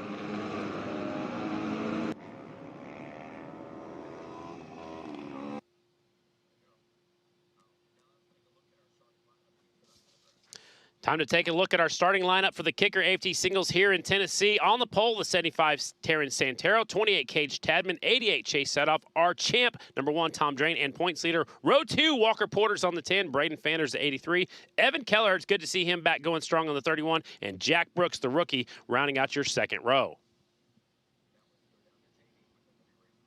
Time to go down to Jamie for our pre-race report. Think back to earlier today, Scotty, and the one thing that we didn't know was the start going to be the most important part, or was this racetrack going to really come together and give these riders something to race with? What we now know is that this is a very racy racetrack. We've seen it through the heats. We've seen it through the challenge. What we've heard from the riders is the fact that they can use any part of this racetrack. It's all going to come down to how much risk are they willing to take to go out and get that trophy. How much risk are you willing to take, Colby? A lot. Got to go for it, right? I think Terrence Santero's willing to risk it all. We saw him come from the back. He has the most momentum, in my opinion, right now. Has the fastest lap time out of any of these singles riders. He's still looking for his first ever career win. His bike's just working so good. He's riding so well. Him and Charlie really have that bike dialed in. Actually, he's got a best finish of the Sturgis TT back in 2024 of second. So and that was a little bit asphalt hybrid style of racetrack. Yeah, but you know, think about it. If he didn't come off the ground at those 2 races earlier this year, he could have had 2 wins already. Right, and he's so 2 second-place finishes, looking to best that. So we do have 2 riders taking provisional starts, 1 in each class, and that was just sent to us for our attention. So we'll have 17 riders in both of our main events. Talk to us about provisional. What's a provisional? Yeah, you get, if you make a main event sometime this year, or if you've made a main event last year and you missed the main event that night, you get a provisional start card. Basically, the highest rider up in the points, if they elect to use it, you give the card up. I don't know if it's a physical card anymore. It's just called a provisional. I used to have a physical card. I know, but they give me a hard time. Yeah, it gives you a free ticket into the main event. So if you miss the main event for any reason, your bike breaks, you're just not having the best night, you still have your provisional. You only get 1 a year. You can turn it in as long as you're the highest rider in the points that wants to use it that night. That didn't make the main event. Exactly. All right, so the bikes are staging up outside, turn number 2, 2 races left. They're both timed races, and how different is it for you as a former racer for a timed race as opposed to, you know how many laps you got to go battle? You can kind of figure it out math-wise before. I'm not sure how many of these riders do, but I think the problem tonight is it's going to be so intense because you're not following each other around. It's just going to be straight combat between these guys with those slide jobs that we keep talking about, those dive bombs. In a 4-minute race, they are, I mean, we heard how hard some of these riders have been breathing after 8 laps. Yeah, and now we're going to go possibly 23, 25 laps, depending on, you know, this one's 6 minutes plus 2 laps. So the track is continuing to get faster and faster. 6 minutes and 2 laps for our Kicker AFT Singles, 8 minutes and 2 laps for the Super Twins. I was off, Scotty. Yeah, these guys are going to go like 22, 23 laps. Right. It's going to be long. They're firing up the engines right now. That is going to be a long race, very tough for all of these riders. All right, don't forget they're racing for the championship rings. Right now, your points leader coming in is our defending champion from Forbes, Australia, on the System Racing Yamaha Racing entry. Number 1, Tom Drain. He is looking for his 2nd consecutive ring. Big shout out to Tom Duma Fine Jewelers, TDFJ.com, the official jeweler of Progressive American Flat Track. If you win, you get to design your very own championship ring, and Tom Drain wants his 2nd in a row. The good news is for he's our points leader. The bad news is he's coming off a 5th place finish at the last round. Bikes are rolling onto the racetrack. On the front row, number 75 from Petaluma, California, Terrence Santero. 28 Cage Tadman, Salinas, California. 88 Chase Setoff, Hillsboro, Illinois. The 1 Tom Drain, Forbes, Australia. Row 2, 10 Walker Porter. 83 Braden Fanders. 31 Evan Kelleher. 113 Jack Brooks. Row 3, 91 Justin Jones. 63 Jared Lowe. 60 Skylar Sintel. 21 Trevor Bruner's got a long ways to go. Row number 4, 117 Jet Katarzi, 41 Ryder Reese, 66 Logan Eisenhard, 252 Dylan Cunningham in his 2nd consecutive main event, and the 56 using the provisional, that is Jordan Jean from Midland, Michigan. Can anybody come from the 3rd row back, or are you talking front 2? I'm just surprised at what I've seen on the front row. Terrence Santero lines up in the 3rd spot. Cage Tadman lines all the way up top. All right, so we'll get into the front row here in just a second. They are going to give them 1 siding lap, so you get to pick your spot right now. How important is this practice start? It is really important. And Like I was saying, it's just, I'm surprised that Taryn didn't go in that second spot. He allowed it to go to Tom Drain, because Chase Sadoff elected to go all the way to the bottom. Well, Santero had the pole, and he's picking the third spot. That's why I was a little surprised. Yeah. So I'm going to give him one lap to check it out. Here's a sighting lap. Get one good practice start. Go check out the racetrack. I'm going to send it and go check out the high line if I'm out there. I think so. I want to check out a little bit different line in each corner. One sighting lap, and we're going to line them up and turn them loose. 6 minutes and 2 laps. This will be the longest race we've seen so far. It's got to really, what I want to do here is just get my heart rate up a little bit, because this kind of calms the nerves. It loosens my body up. Just one lap here just to warm up. Circling back around. The track is beautiful. It's in perfect shape right now.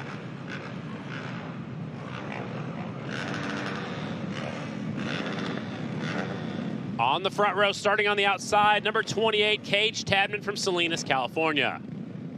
Starting in the number 3 starting spot is your pole setter, number 75, Taryn Santero. Starting in the second spot from the inside, here is our defending champ, number 1, Tom Drain.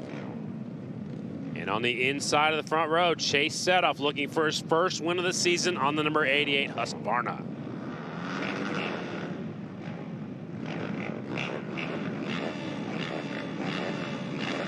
Big P shows him how many laps, how many minutes, I'm sorry, 6 minutes plus 2 laps. 10-second board is up. It is time for the first ever Kicker AFT Singles main event here in Nashville. She'll step off the racetrack. Who's going to win the first ever race here in Tennessee at the Caterpillar Nashville Short Track? Watch the light. It's green. Sadoff on the inside will try to lead him in the first corner. Drain is there, but from the outside, it's going to be Tadman. Santero's not going to give it start. Our pole sitter, so Tadman around the outside won his heat race, but it's going to be Tom Drain, our points leader, still shifting, the only rider in the field that is downshifting. The 28 squares up the corner. He comes up the inside, but he's not going to be able to make the pass. It's Drain leads lap number 1. Drain right now starting to go back and forth with Tadman. This is what Santero's going to need. He's up to third now just by Chase Sadoff, but he needs to get to the backside of these two before they run off. The 28 goes in higher than the 1. Drain, he bobbles right there. Santero, 28 is not able to make the pass. Tadman didn't know which way to go there as Tom Drain did make that bobble. He spun up just a little bit, but Santero starting to creep up on them. Santero had the speed early on. You got a couple of first impressions by battling back there for the 4th and 5th position. Tom Drain, if he's able to clear a couple laps here in front of Tadman, he has such a good ability at being able to run off. Tadman right on the back tire of the leader. Drain is not able to check out just yet. Santero's not even closing just yet. Tadman right now trying to figure out where the best spot for him to be able to take a shot is, but it is going to be Walker Porter up the inside of Taryn Santero. Santero now back to 4th. Santero maybe missing the setup here in the main event. Tadman applying the pressure to the leader. He goes in a little bit longer, a little bit higher going into 3. Tadman just hasn't gotten quite a good enough run. He's not really scoring up the corner enough to be able to get up the inside. The thing is, Tom Drain, you see him turning into the corner a lot sooner than Cage Tadman wants to. Tadman trying to make it work, Jamie. Cage Tadman came into the season not thinking of himself as a very good racer when it came to short tracks, but what he's learned through the opening parts of the season is he is able to do it. He's really pleased with where he's at this point in the championship. He said tonight is all about building some momentum because we're going to some big tracks coming up. Tadman using the body English. He goes in high, trying to square up the corner. No, he stays up high. Now he tries to square up the corner a little bit too late. I like what Tadman's doing, though. He's trying different lines. He's allowing Tom Drain to not figure out his game plan. He's keeping him guessing, so Tom Drain doesn't know which way to be defensive. Walker Porter still up there in the 3rd spot. That leaves the 75, who is our fast qualifier, back and forth. Tadman starting to spin up just a little bit. He cannot allow Tom Drain to get away at all. Cage Tadman, a much higher line, allowing himself to get better speed through the corner. He's better through 1 and 2 than Tom Drain is. Estenson out front. Turner Honda 2nd and 3rd on the box right now. Santero, the first true privateer, back there in 4th. The one thing that Cage Tadman cannot allow is Walker Porter, his teammate, to start battling with him. They both need to allow Cage Tadman to try to get by Tom Drain. But Walker Porter wants his first ever win. And he also wants his best finish ever. He's right there in 3rd. Yeah, it's so hard to think about. You want to beat your teammate just as bad as you want to beat anybody else. Here it is, going to be a move up the inside cage tab, and no, doesn't get the run. The essence of Yamaha is so fast on the straightaway. 0.070 seconds between first and second. Here comes Walker Porter on the 10 bike. And Tadman and Drain have had a few close calls so far in this race, kind of swapping back and forth as we're halfway through this thing. Trevor Bruner off the racetrack on the 21 bike. He will be credited to the 17th. It is Drain, Tadman, Porter, 1, 2, and 3. Throw a blanket over him. Drain's had great. His straightaway speed is so good on that bike. Tadman's got a little bit more speed, I think, but he just has not been able to finish the pass down the straightaway. Drain really didn't show his cards in the heat race for finishing in second, but he's letting them all on the table right here. The Turner Honda's going at it for second. That might allow Drain to sneak away. Drain's got a very defensive line, as you'll see him going in very low. He makes a big bobble right there. This could be the movement that Cage Tadman needs. Yes, it will. Cage Tadman going to take the shot on the inside. There is our change for the lead. New leader, the 28. Turner Honda goes to lead. The 1 squares it up. He comes back on the inside. Tadman's feet off the pegs. Drain kind of squeezes him up against the wall, leaves him just a little bit of room, but Tadman now going to want to get back by. Walker Porter, he's not settling for third. He wants some more of it. We got a 3-way battle for the top spot. 2 minutes, 2 laps to go. And Drain's line is so defensive, so watch how early he turns into the corner against Cage Tadman. He drifts up, so it doesn't really give anyone a shot, but what it does, it allows the 28 of Tadman to be able to get a run down the straightaway. Walker Porter sitting back there going to school. When is he going to make a pass? Here goes Drain way down low. Here comes the squaring up the corner. Here comes the 28 up the inside. Gets a little sideways. Loses just a little bit of traction as you saw his foot come off. His back tire was spinning a little bit. That's what killed his momentum. Walker Porter, he's not done with the high line. They're handlebar to handlebar. Oh, hang on to it, Walker. He gets up there to the air fence. He saves it. He's got to get back on the gas. Santero's going to try to go by. Tadman looks over his shoulder. He wanted to see what happened. What a save out of Walker Porter, but Cage Tadman cannot waste a second here. He needs to get right back after it. It's going to allow him just a little bit of breathing and not having to worry about a rider from the back. Now, how can the 28 focus and make this pass for the win? I don't think he's unfocused. I think anything, he might be a little bit frustrated. He just doesn't have quite the straightaway speed that he needs, because Tom Drain, in theory, should not be getting the straightaway speed that he has with the way that he's entering the corner. He's cutting off so much racetrack, not running the corner. So Tadman just building up so much momentum right there. Look how high he is. He should be able to get a run by the number 1 of Tom Drain, but he's just not able to finish it. Well, less than a minute and 2 laps to go. It's Drain, Tadman, Santero, who's recovered up the third. Tadman just 2 bike lengths back now. This is the farthest he's been from Tom Drain. Tom Drain, do you think he has more straightaway speed because he's shifting that motorcycle? That could be a little bit. Oh, Tadman goes off the wall on turn number 2 onto the back straightaway. Maybe that's the point that's working for the 1 bike. Tom Drain, the only rider that is shifting. You see him downshift right there. Cage Tadman not shifting. 20 seconds, 2 laps remaining. Drain, our points leader, had his worst finish of the season at the last round with a 5th. He wants a win here today. Hats off to the crew. That is the big difference with Tom Drain shifting, just getting a little bit more power down the straightaway. The clock is expiring right about now. We should see 2 laps to go next time by. It is the 1 bike showing the way. 28 looks like he's settled into second. Drain drops to the bottom of the racetrack off the final corner. Here they come. The furled white, the furled green. 2 laps to go. And it's going to be Tom Drain. I think that is exactly what's going on. I think when he grabs, goes up from 3rd to 4th gear right here, the bike just keeps pulling, where the bike in Cage Tadman, bike's just not getting quite the acceleration off the corner. Huge battle for 3rd going on. Walker Porter gets on by as the white flag is out as we take a look at him. Drain, all the way from Australia, our defending champion, is showing the way down the back straightaway for the final time. He takes a look over his shoulder. Nobody is there. It is basically a cruise control through 3 and 4. Off the final corner to win the first ever race here at the Nashville Short Track. It is Tom Drain. Tadman is second. Sadoff gets the 3rd on the last lap. It was a charge for Sadoff to get up through there. And I thought Walker Porter was going to get his first ever podium. It is not happening here tonight. I think the Essence and Racing crew did a great job at making that call to have Tom Drain shift. Why didn't anybody else? It's such a small racetrack, Scotty, and the corners are pretty tight, but man, that's got to be the difference, in my opinion. It has to be.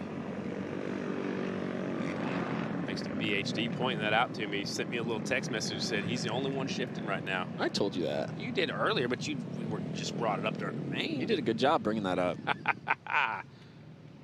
And here comes, look, Dustin's going to get the victory lap. That's the guy. He might have been one of the guys to make the call on that, but hats off to Tom. tough break for him. He had a good line, too. His line was so smart and defensive up the inside to not allow Cage to really ever take a shot. Yeah, he just couldn't get close enough. He was there for a minute. The only time that Cage was ever able to make that happen was when Tom slipped up just a little bit. And there's the victory lap of the VP Racing Fuels checkered flag, getting 1 lap to go. And man, what a save by the 10 though, just to hang on to it. I could not believe that. Almost went into the air fence. Look, used it as a berm. Dad's getting the yeah, victory he changed lap out. today. Dustin changed out with Matt. Yeah, I was going to say I thought it was going to be Dustin, but the nope. land down under going to take this one. We got 1 more left. That was good. That was really good. I love this track, man. It is fast. It is good, yeah. I sure hope this one's on the schedule next year. A lot of riders probably kicking themselves for not shifting. Well, we'll see them shifting next year if we come back. Winner's making the victory lap right now. 3 riders get to celebrate and talk to Jamie Howe.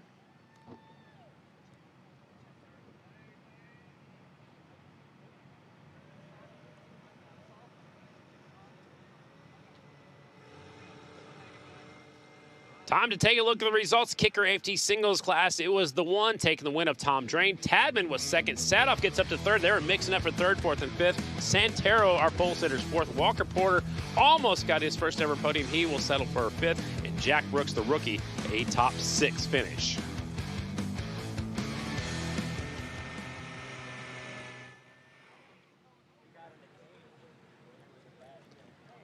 On the top of the box is our winner. It is Tom Drain standing by with Jamie.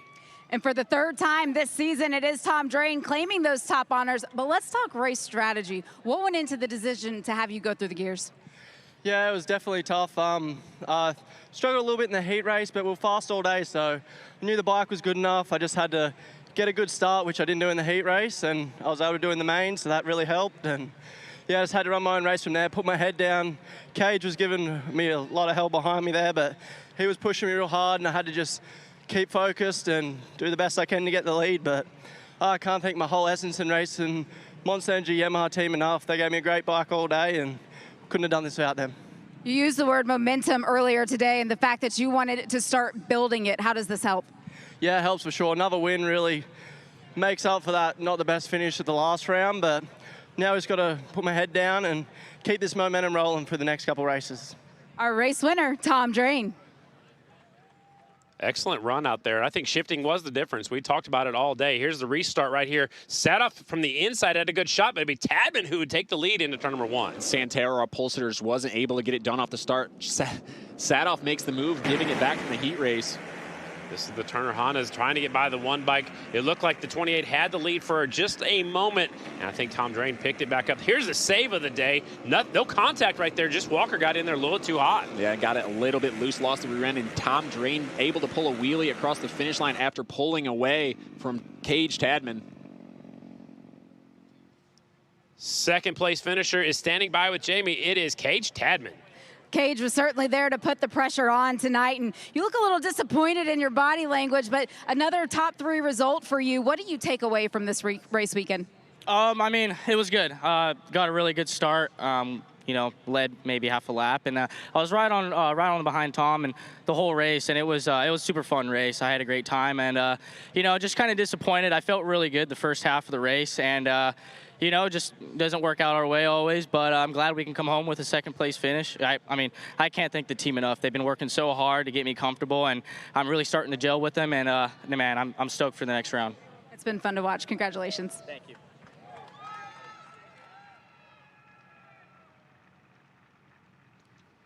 After round number 7 here in Tennessee, here are your point standings. Tom Drain with his 3rd win of the season with 134. He's 20 points ahead of Tadman. Sadoff is 3rd. Bruner had a bad night. He will be 4th. And Terrence Santero rounding out your top 5. Final spot on the podium. Made it happen with a lap or 2 to go. It's the 88F Chase Sadoff standing by with Jamie. It's all that work at the end of the races that for the 3rd time in a row now, Chase Sadoff is on the podium. When you think about the way the race plays out, how do you get more aggressive early? Man, I mean, I really struggle with, you know, just getting off the line for the most part. So I try to get off the line and just get the lead immediately, but sometimes that doesn't work out for me. And yeah, today I tried. I got set back, and my bike was a little bit off all day long, but I had to use the track to my advantage and just kind of be a little bit sporty and use the whole entire track. I'm definitely not happy where I ended up, but I mean, at least I'm still in third, and the points gap only got a little bit bigger. So I can't thank the whole team enough. We worked our butts off today to try to get this thing good, and you know, we didn't really seem to progress, but I still managed to get it done, and yeah, I just can't thank everybody enough. Consistently right there inside of the top 3. Congratulations. Thank you. Nice ride. The 88 snuck up in there at the last second to get that final spot on the podium, and he's moving up the podium list. And guess what? Drain is moving up there. He's second all-time on the win list now, 1 behind Cody Kopp. These guys got to start worrying, though, a little bit. Tom Drain almost a full points lead from 1 race ahead. Yeah, 20 points. What a big lead. 3 more points, and that's a whole round. Excellent recovery from a 5th place finish at Budge Creek. And we kind of expected that, to be honest. Yeah, it's different. You know, that was his worst finish of the season. He's hardly ever off the podium. Think about it, Scotty. We're not even halfway through the season, and he's almost got a full race lead. He's so consistent. He's got that. And we know Yamaha how dial. fast he is at Lima. In DuQuoin Mile, he's undefeated at the miles so far. Wow. And he's celebrating, looking for our 3rd place Sadoff, trying to be up there on the podium. There's Ashley Robinson. There's the 3rd place finisher. 1 race left out here, ladies and gentlemen. Are you ready? I'm excited.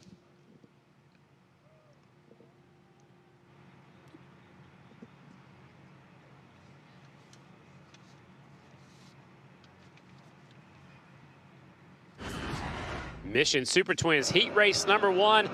The 12, Cody Kopp trying to get the hole shot, but it's going to be the 70 bike looking strong all day today. Declan Bender grabs the hole shot. Declan Bender tries to run away with it as fast as he can as Cody Kopp does battle with Jared Vanderkoy for a second. Cody Kopp finally able to roll all the way around the outside of Declan Bender and take over the lead. It took him all the way to the white flag, but Cody Kopp would go on to win heat race number 1. And an excellent finish by Declan Bender, a 2nd for him. Vanderkoy and Cam Smith, your top 4.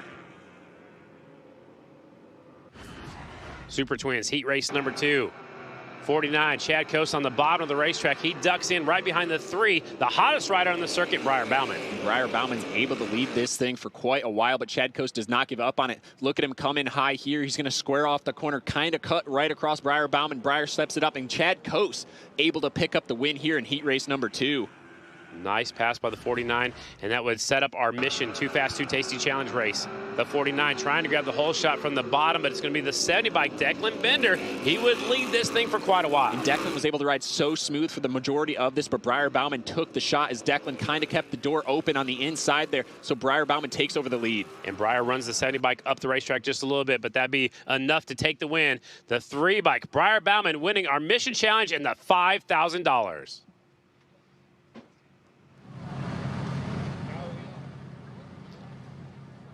Time to look at your starting lineup for your Mission AFT Super Twins first ever main event here at the Nashville Short Track. On the pole is the 49 of Chad Coase. Starting second is our points leader, number 12 of Cody Kopp. Third is the hot rider, the 3 bike of Briar Bauman. 70, Declan Bender. Don't count out row number 2, 26, Aiden Roos Evans. 20, Jared Vanderkoy. 24, Hunter Bauer. Cameron Smith is back there on row number 2. And our defending champ starting back in 9th of Dallas Daniels. And right beside him will be the 67 of Davis Fisher.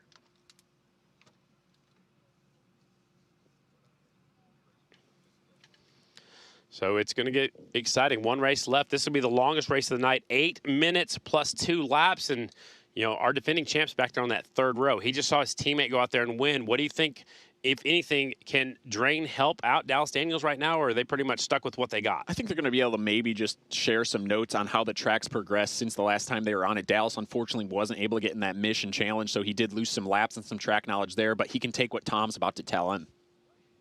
Does it get old having to clean champagne off your leathers? These guys don't spray each other anymore. They don't. No, we're pretty respectful. It's a pain, and you're sticky. It is, yeah. You're sticky, and your hands You do are it like the first time you ever get a podium. Sure. Yep, it's a lot of fun. 1 race left. We're clearing off the victory podium. We got the final race of that Mission. Super Twins is up next. We have 17 riders as Logan McGrain will use the provisional to get into the back of the main event. Still can't believe that save from Porter. Ooh, that was a good one. That's got to go down as probably the save of the year so far. Maybe it's up there. It's got to be up there. He's got to be a little frustrated, though, because that is the exact same mistake that he made at Sonoy when he lost the lead there. Just kind of, for some reason, he stepped it out too much, whether he lost his brake or he hit the brake too hard, but he loses the rear and it upsets the entire chassis. Before we start the Mission Super Twins main event, here is our pre-race report with Jamie. Well, more good news for what we're about to see unfold. I just talked to our AFT our AFT winner there, and Tom Drain. More good news for what we are about to see unfold. Just checking in with Tom Drain, he said the racetrack has changed even more since it did during those heat races. Earlier today, the groove really made a difference. Right now, it doesn't at all. You can use any part of the racetrack you want, and what that means for the riders that are about to come out and go to battle is that they've got to think about it, they've got to go for it, commit to it, make it work, but it's certainly out there to take. Yeah, the track continues to change. We talked about that earlier on in the day. Keep up with the changes. Every single time they go out, the track continues to change.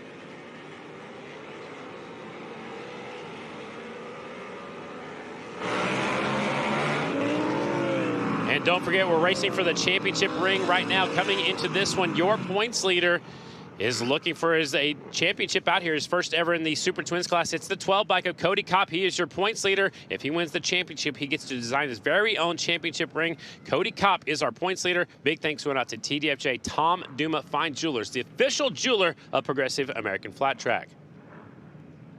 They are going to do one siding lap, so here's your starting lineup. 49 is Chad Coast on the front row with the 12 of Cody Kopp. The 3 are Briar Bauman, the 70, Declan Bender. Row 2, 26, Aiden Roos Evans. 20, Jared Vandekoy. 24 is Hunter Bauer. 34 is Cam Smith. Row 3, the 1, Dallas Daniel. 67, Davis Fisher. 79, Dalton Gauthier. 48, Trent Lowe. Row number 4, 95, Evan Renshaw. 25, Ben Lau. 92, Brandon Price. 16, Jacob Lehman. And using that provisional, starting on the outside of that back row, the 14 of the freight train, Logan McGrain. One lap to check out the racetrack, the siding lap.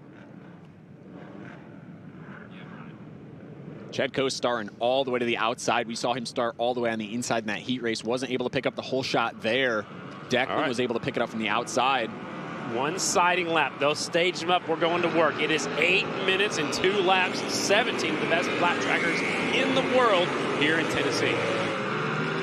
I think a big thing here in that last race, we saw Tom Drain shifting and utilizing that. Now we're going to see the Yamaha versus the Harley Davidson. These bikes won't be shifting, though. No, but the characteristics of the engine, very different. We have a V-twin Harley Davidson and a parallel twin Yamaha. That's going to be Chad Coast 49 on the Yamaha. And the 70 Declan Bender on a Yamaha on the inside. And then the 2 bikes in the middle, Cody Kopp and Briar Bauman.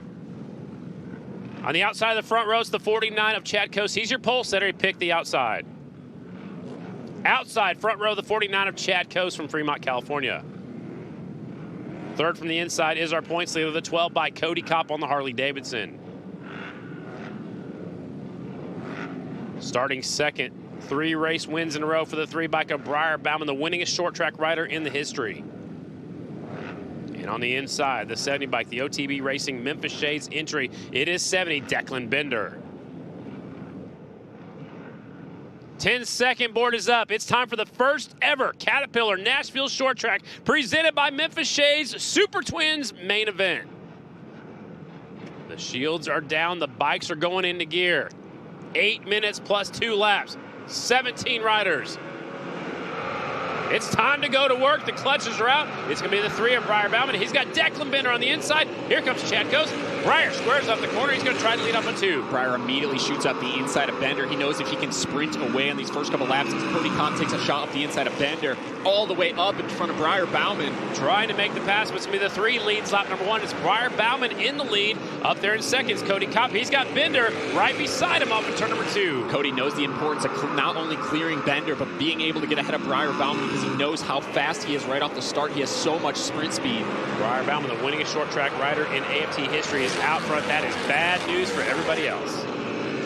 They both go way up the racetrack, though. Cody's trying the high line. He's bringing the Yamahas right along with him in third and fourth. Cody's trying a few different things. He can kind of see where Briar Bauman is, and if he's able to make the high line go better, he's trying to build up more momentum. Our defending champ back there in the 6th spot. It's Dallas Daniels on the 1. He's in a lot of traffic. Right there, Cody's bike snaps just a little bit in the center. That's going to allow Briar Bauman just a little bit of breathing room. Cody takes a look over his shoulder, trying to see if he's got some room back to Declan. Does that so he knows if he can move around to try to get underneath Briar Bauman. Or if he knows if he can make a pass or maybe try to set up for a pass. Because right now you can't, when you're trying to make a pass, you have to move around a little bit. That allows the guys behind you sometimes to be able to take a shot at you and go past you. That was a great shot down the back straight. A lot of people trying different lines. Declan Bender looking for another podium out there on the 70 bike. He's got Chad Coast looking for the inside. Chad Coast trying to get his 2nd podium in a row. Cody Kopp right now, fastest lap of the race. He has the pace. I think he's going to be able to track down Briar Bauman. This one's going to be a fight between these two as we have a battle for third going on as well. 2 Harley Davidsons out front, 2 Yamahas in that 3rd and 4th spot. And here comes Cam Smith up to 5th on his Yamaha. Oh, Cody Kopp has a big mistake there coming off a 2. Loses a bunch of ground. Yeah, he definitely did, but he'll put his head back down. Definitely easier to run second. You have somebody to chase after on these longer straightaways. And we've seen this. This is one thing. He cannot allow Briar Bauman to get much farther ahead. Briar knows how important it is to be able to get ahead now, but when it comes time for lap traffic.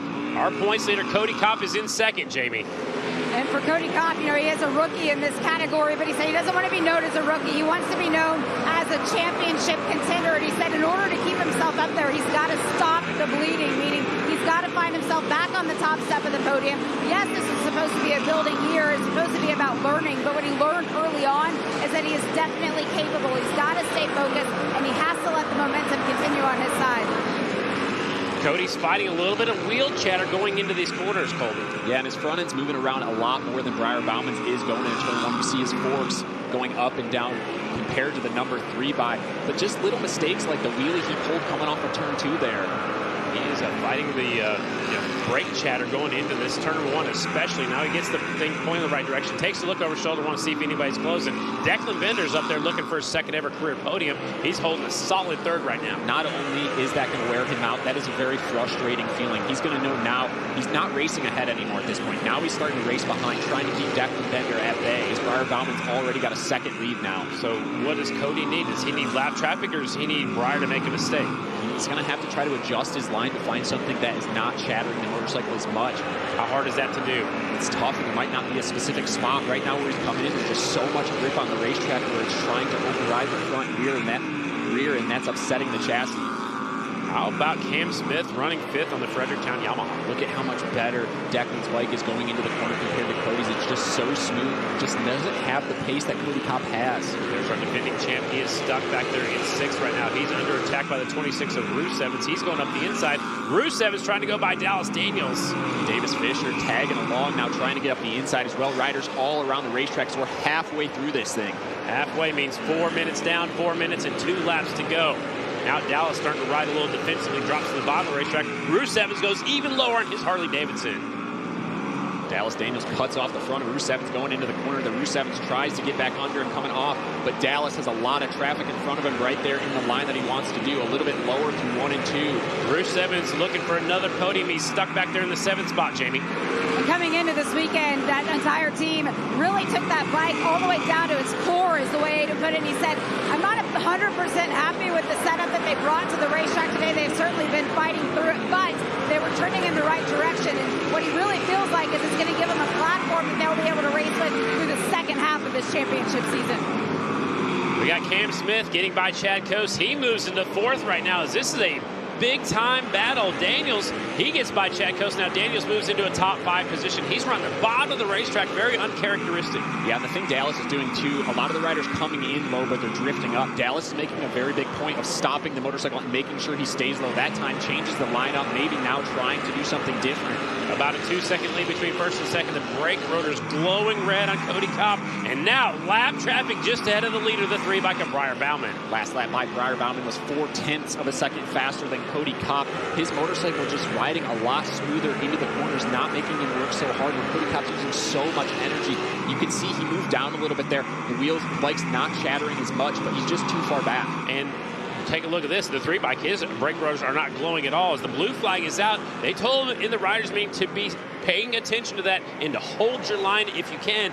Get out of the way of the leaders. Breyer's motorcycle is just doing him such a treat, allowing him to ride it so much easier. He can just cruise into the corners, and his lap times are showing it almost half a second a lap faster than the rest of the field. Breyer currently tied with Coolbeth, 6th all-time on the win list. He wants to move up there, get that spot by himself. Logan McGrain waves him on through. Nobody trying to get in the way. Breyer Bauman has a big enough gap now, but with 2 minutes left to go, you do not want to get stuck behind lap traffic. A straightaway clear now. Breyer is on a roll on that super.com entry. The big thing right now, the battle for 3rd place. Declan Bender has our defending champion, Dallas Daniels. He started way deep in the field, all the way up to 4th, now trying to get onto the podium. Declan Bender, he wants his 2nd career podium. Again, blue flag going out for the 14. Here comes 2nd, and here comes 3rd. Nope, that's the 16 of Lehman. He's down the lap as well. So Cody Kopp's by himself. He's got 2 seconds over that 3rd place rider. Cody Kopp, our points leader, so consistent with all these Dallas Daniels up the inside. That's the battle for 3rd. How does he do that? He was in 6th just a moment ago. That's what the champions do. Cream rises to the top in this one. Dallas Daniels finally makes his way up into the podium spot, but will he be able to do anything with Cody Kopp 2 seconds down the road? Gautier gets out of the way. The 3's on fire. There he goes. Under a minute and 2 laps remaining. Breyer's looking for his 38th career win. 4th win in a row is what he's going for tonight as well. Breyer Bauman and the Super.com team have got it figured out right now. Brian Bigelow, the crew chief on that motorcycle. He's taking a look back, just kind of sees how much room he's got. Got a little sideways right there, Colby. Lose focus for just a second, not looking forward there. You kind of lose some of the weight on the right part of the motorcycle, but he can now breathe just a little bit. And he's got 3-second gap. Renshaw is back there just ahead of him. He'll be the next one to go lap down. He is in 14th right now. Breyer Bauman slowed down his pace just a little bit, about a 1/10 of a second last lap. Cody's all by himself in 2nd. Cody's got about 3 seconds over Dallas Daniels, who's sitting in 3rd. Your top 3 in the points are running in the top 3 in the race order, just in a different order. Breyer keeps getting lucky in this scenario where when he has lap traffic ahead of him, he's built up a big enough gap. When he talked to me earlier, he said, I sprint so hard at the beginning of the race to make sure that when I do get to the lap traffic, I'm able to get by him. So Brandon Price pulls over, lets him by. Now the 95 is looking to see where the leader is. So Breyer squares up the corner, comes up the inside. Nice move. 2 laps to go from our flag man. Breyer way out in front on the number 3 bike. 2.7 second lead over 2nd. Cody Kopp. Dallas Daniels up to 3rd. Declan Bender's 4th. Bruce Evans 5th. Here comes Fisher, gets up to 6th now. 1 lap to go, this time by for Breyer Bauman. His team making it so easy for him and his talent to be able to take this thing to the front. The final time down the back straightaway. The first ever race here in Nashville. The Caterpillar Nashville Short Track presented by Memphis Shades. Oh, a scary moment for the 3. He hangs on to it and will win in Nashville. Breyer Bauman, your winner. Wow. Good save right there on the last lap. Kopp is 2nd. Dallas Daniels is 3rd. Bender is 4th. What a flawless race all the way to the last end. lap. Breyer able to hold it together there, and Cody Kopp doing what he's done, being able to consistently keep those 2nd place finishes rolling. Man, that was a scary last lap, last corner. Wow. Wow. But Breyer Bauman, you can just see he's so talented, but his team gave him a great motorcycle tonight to be able to ride it. Cody Kopp was just fighting his quite a bit more going into the corners, physically wearing him out, and mentally, I'm sure it was very frustrating for him to have to deal with that and watching Breyer walk away from him. Man. Brian Bigelow there talking to Breyer. Who's going to ride it? Jake Johnson. Jake Johnson's going to ride this thing. 2-time Grand National Champion's going to take him around. Breyer's going to be on the back seat. Man, this one's going to be good. He's excited about this one as well. His 38th career win, passing Kenny Coolbeth Jr. They were tied. That team's on fire right now. The team, Breyer, everything's flowing. It's kind of reminded me of Ricky Graham back in '93. He's got a new suit on today. It looks really good. His whole kit's going good. The team's flowing good. Everything's going good for Breyer Bauman. we'll get to talk to these. He's pointing at Jake Johnson because kind of Jake was hired to just say, don't make so many changes. How about him scaring the heck out of us? Yeah, man, I was all setting up for the victory. You know, what am I going to say coming off of 4? And he almost crashes. 90% of the time I squeech or something. Some kind of noise comes out of me, but I was just gasped for air. So Breyer likes climbing up the fence. He's got that checkered flag. He throws the checkered flag down. He's climbing up the fence for you. Make some noise, Hohenwald. He's looking at it. Vance and Hines machine's going to get it done here tonight. Ooh, he just left the checkered flag down there. Go get it. I want to go get it. Run out there. I got to stay here. Man, I can't wait to hear what he says about that last lap. Yeah, that scared me. I know we're going to see that replay here in just a second. There goes the mechanic going to that checkered flag. Man, what a night. And what a ride by the #1 bike. He was in 6th for quite a while. Dallas picked him off and got damage third. control. Definitely damage control for the #1. Man, what an evening.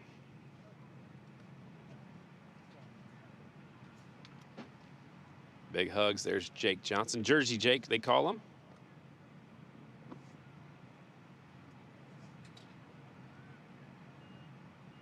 What a night. Got to give a hats off to Bigelow and the whole team there too. Yeah. That they gave him a really great package. We'll get him up on that podium. We'll talk to the top 3.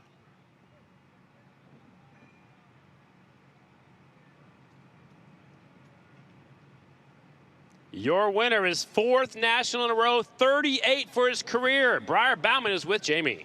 The charge that Breyer Bauman has right now seems unstoppable. Before we talk about the race, let's talk about the last lap. What was going through your mind? I've been doing this for like 17 years, and I think I showed exactly how little experience I have, right? I didn't know what type of gap I had on Cody. I looked back about halfway and saw we had a little bit of breathing room, but I'm like, man, he's probably here. He always charges hard, and dude, I hit a hole, almost went over the bars. I'm like, that would be great, right? Like, what are we doing? So, yeah, no matter what, this Rick Ware Racing Super.com team, I just love it. Like, we're probably in the honeymoon stage right now, but we were seeing couples counseling after Daytona, so we're super proud. We're running scared. I can't thank them enough. Brian Bigelow, Troy Barber on the suspension. I just put it to the test. I don't think he was ready for that. Ryan Connolly, Jake Johnson, everyone so much. Like, it's just a team effort right now, and I love it. That was one of the things you said back in the pits, was that a lot of this comes down to just trusting the bike, trusting the setup that the team has given you. How does that allow you to go out there and make those charges?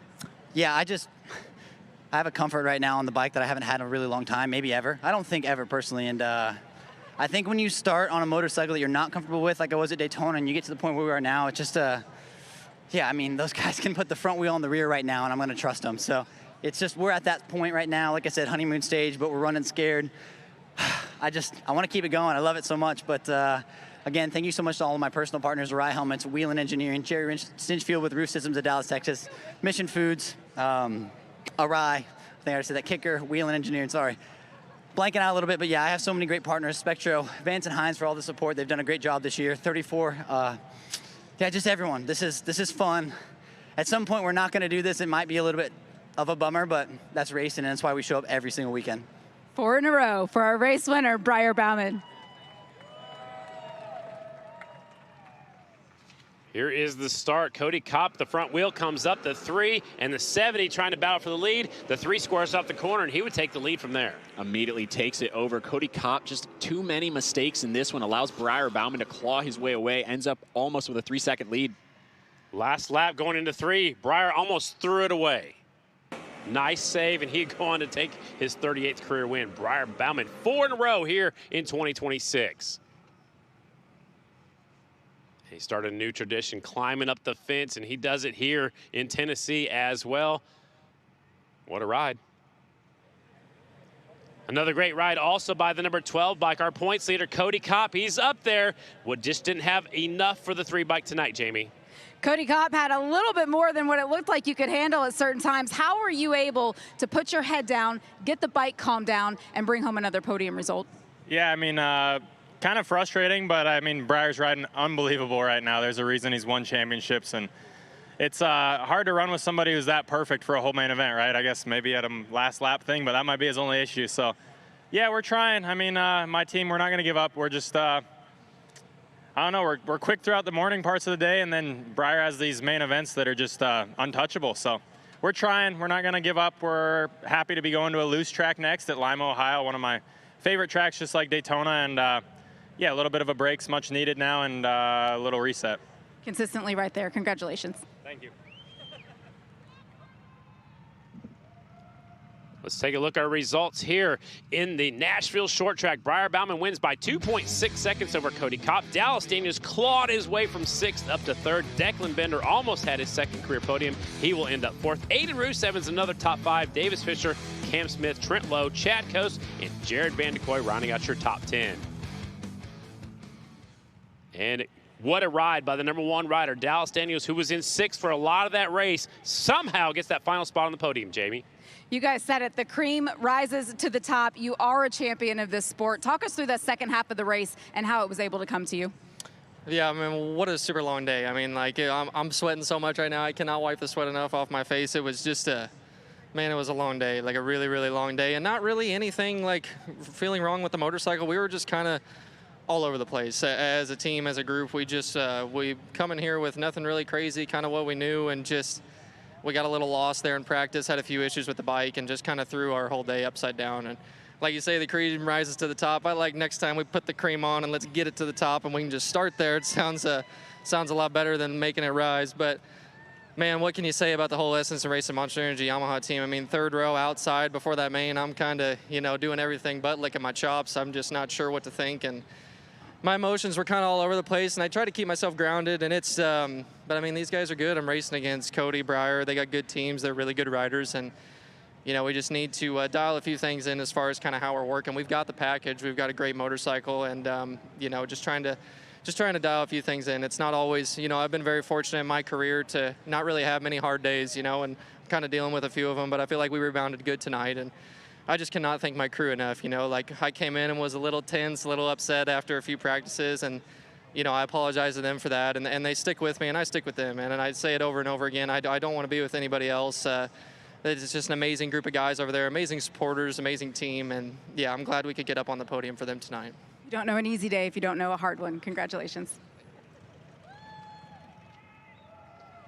Time to take a look at our points after round number 7 here in Nashville. Cody Kopp has a 5-point advantage, and now Briar Bauman has jumped into the 2nd position. Dallas Daniels, he's only 10 points out, but he's back in 3rd. 4th is Trent Lowe, and the battle for 4th, 5th, and 6th is really tight. Trent Lowe, Davis Fisher, Aiden Roos Evans, Ben Lau, Hunter Bauer, Declan Bender, and Chad Coase rounding out your top 10. What a beautiful day it was here at the Caterpillar Nashville Short Track presented by Memphis Shades. The track was phenomenal. We had racing action from top to bottom. The singles never disappoint, but it was a great race by the #1, the 28, and the 10. Drain taking the win in the singles class, and then Briar Bauman, what can we say? Going on a roll right now. 4 wins in a row for Briar Bauman. He moves up to 2nd in the point standings after tonight. On behalf of Jamie Howe, Colby Carlisle, I'm Scotty Dibler. We will see you at the next race in Lima, Ohio.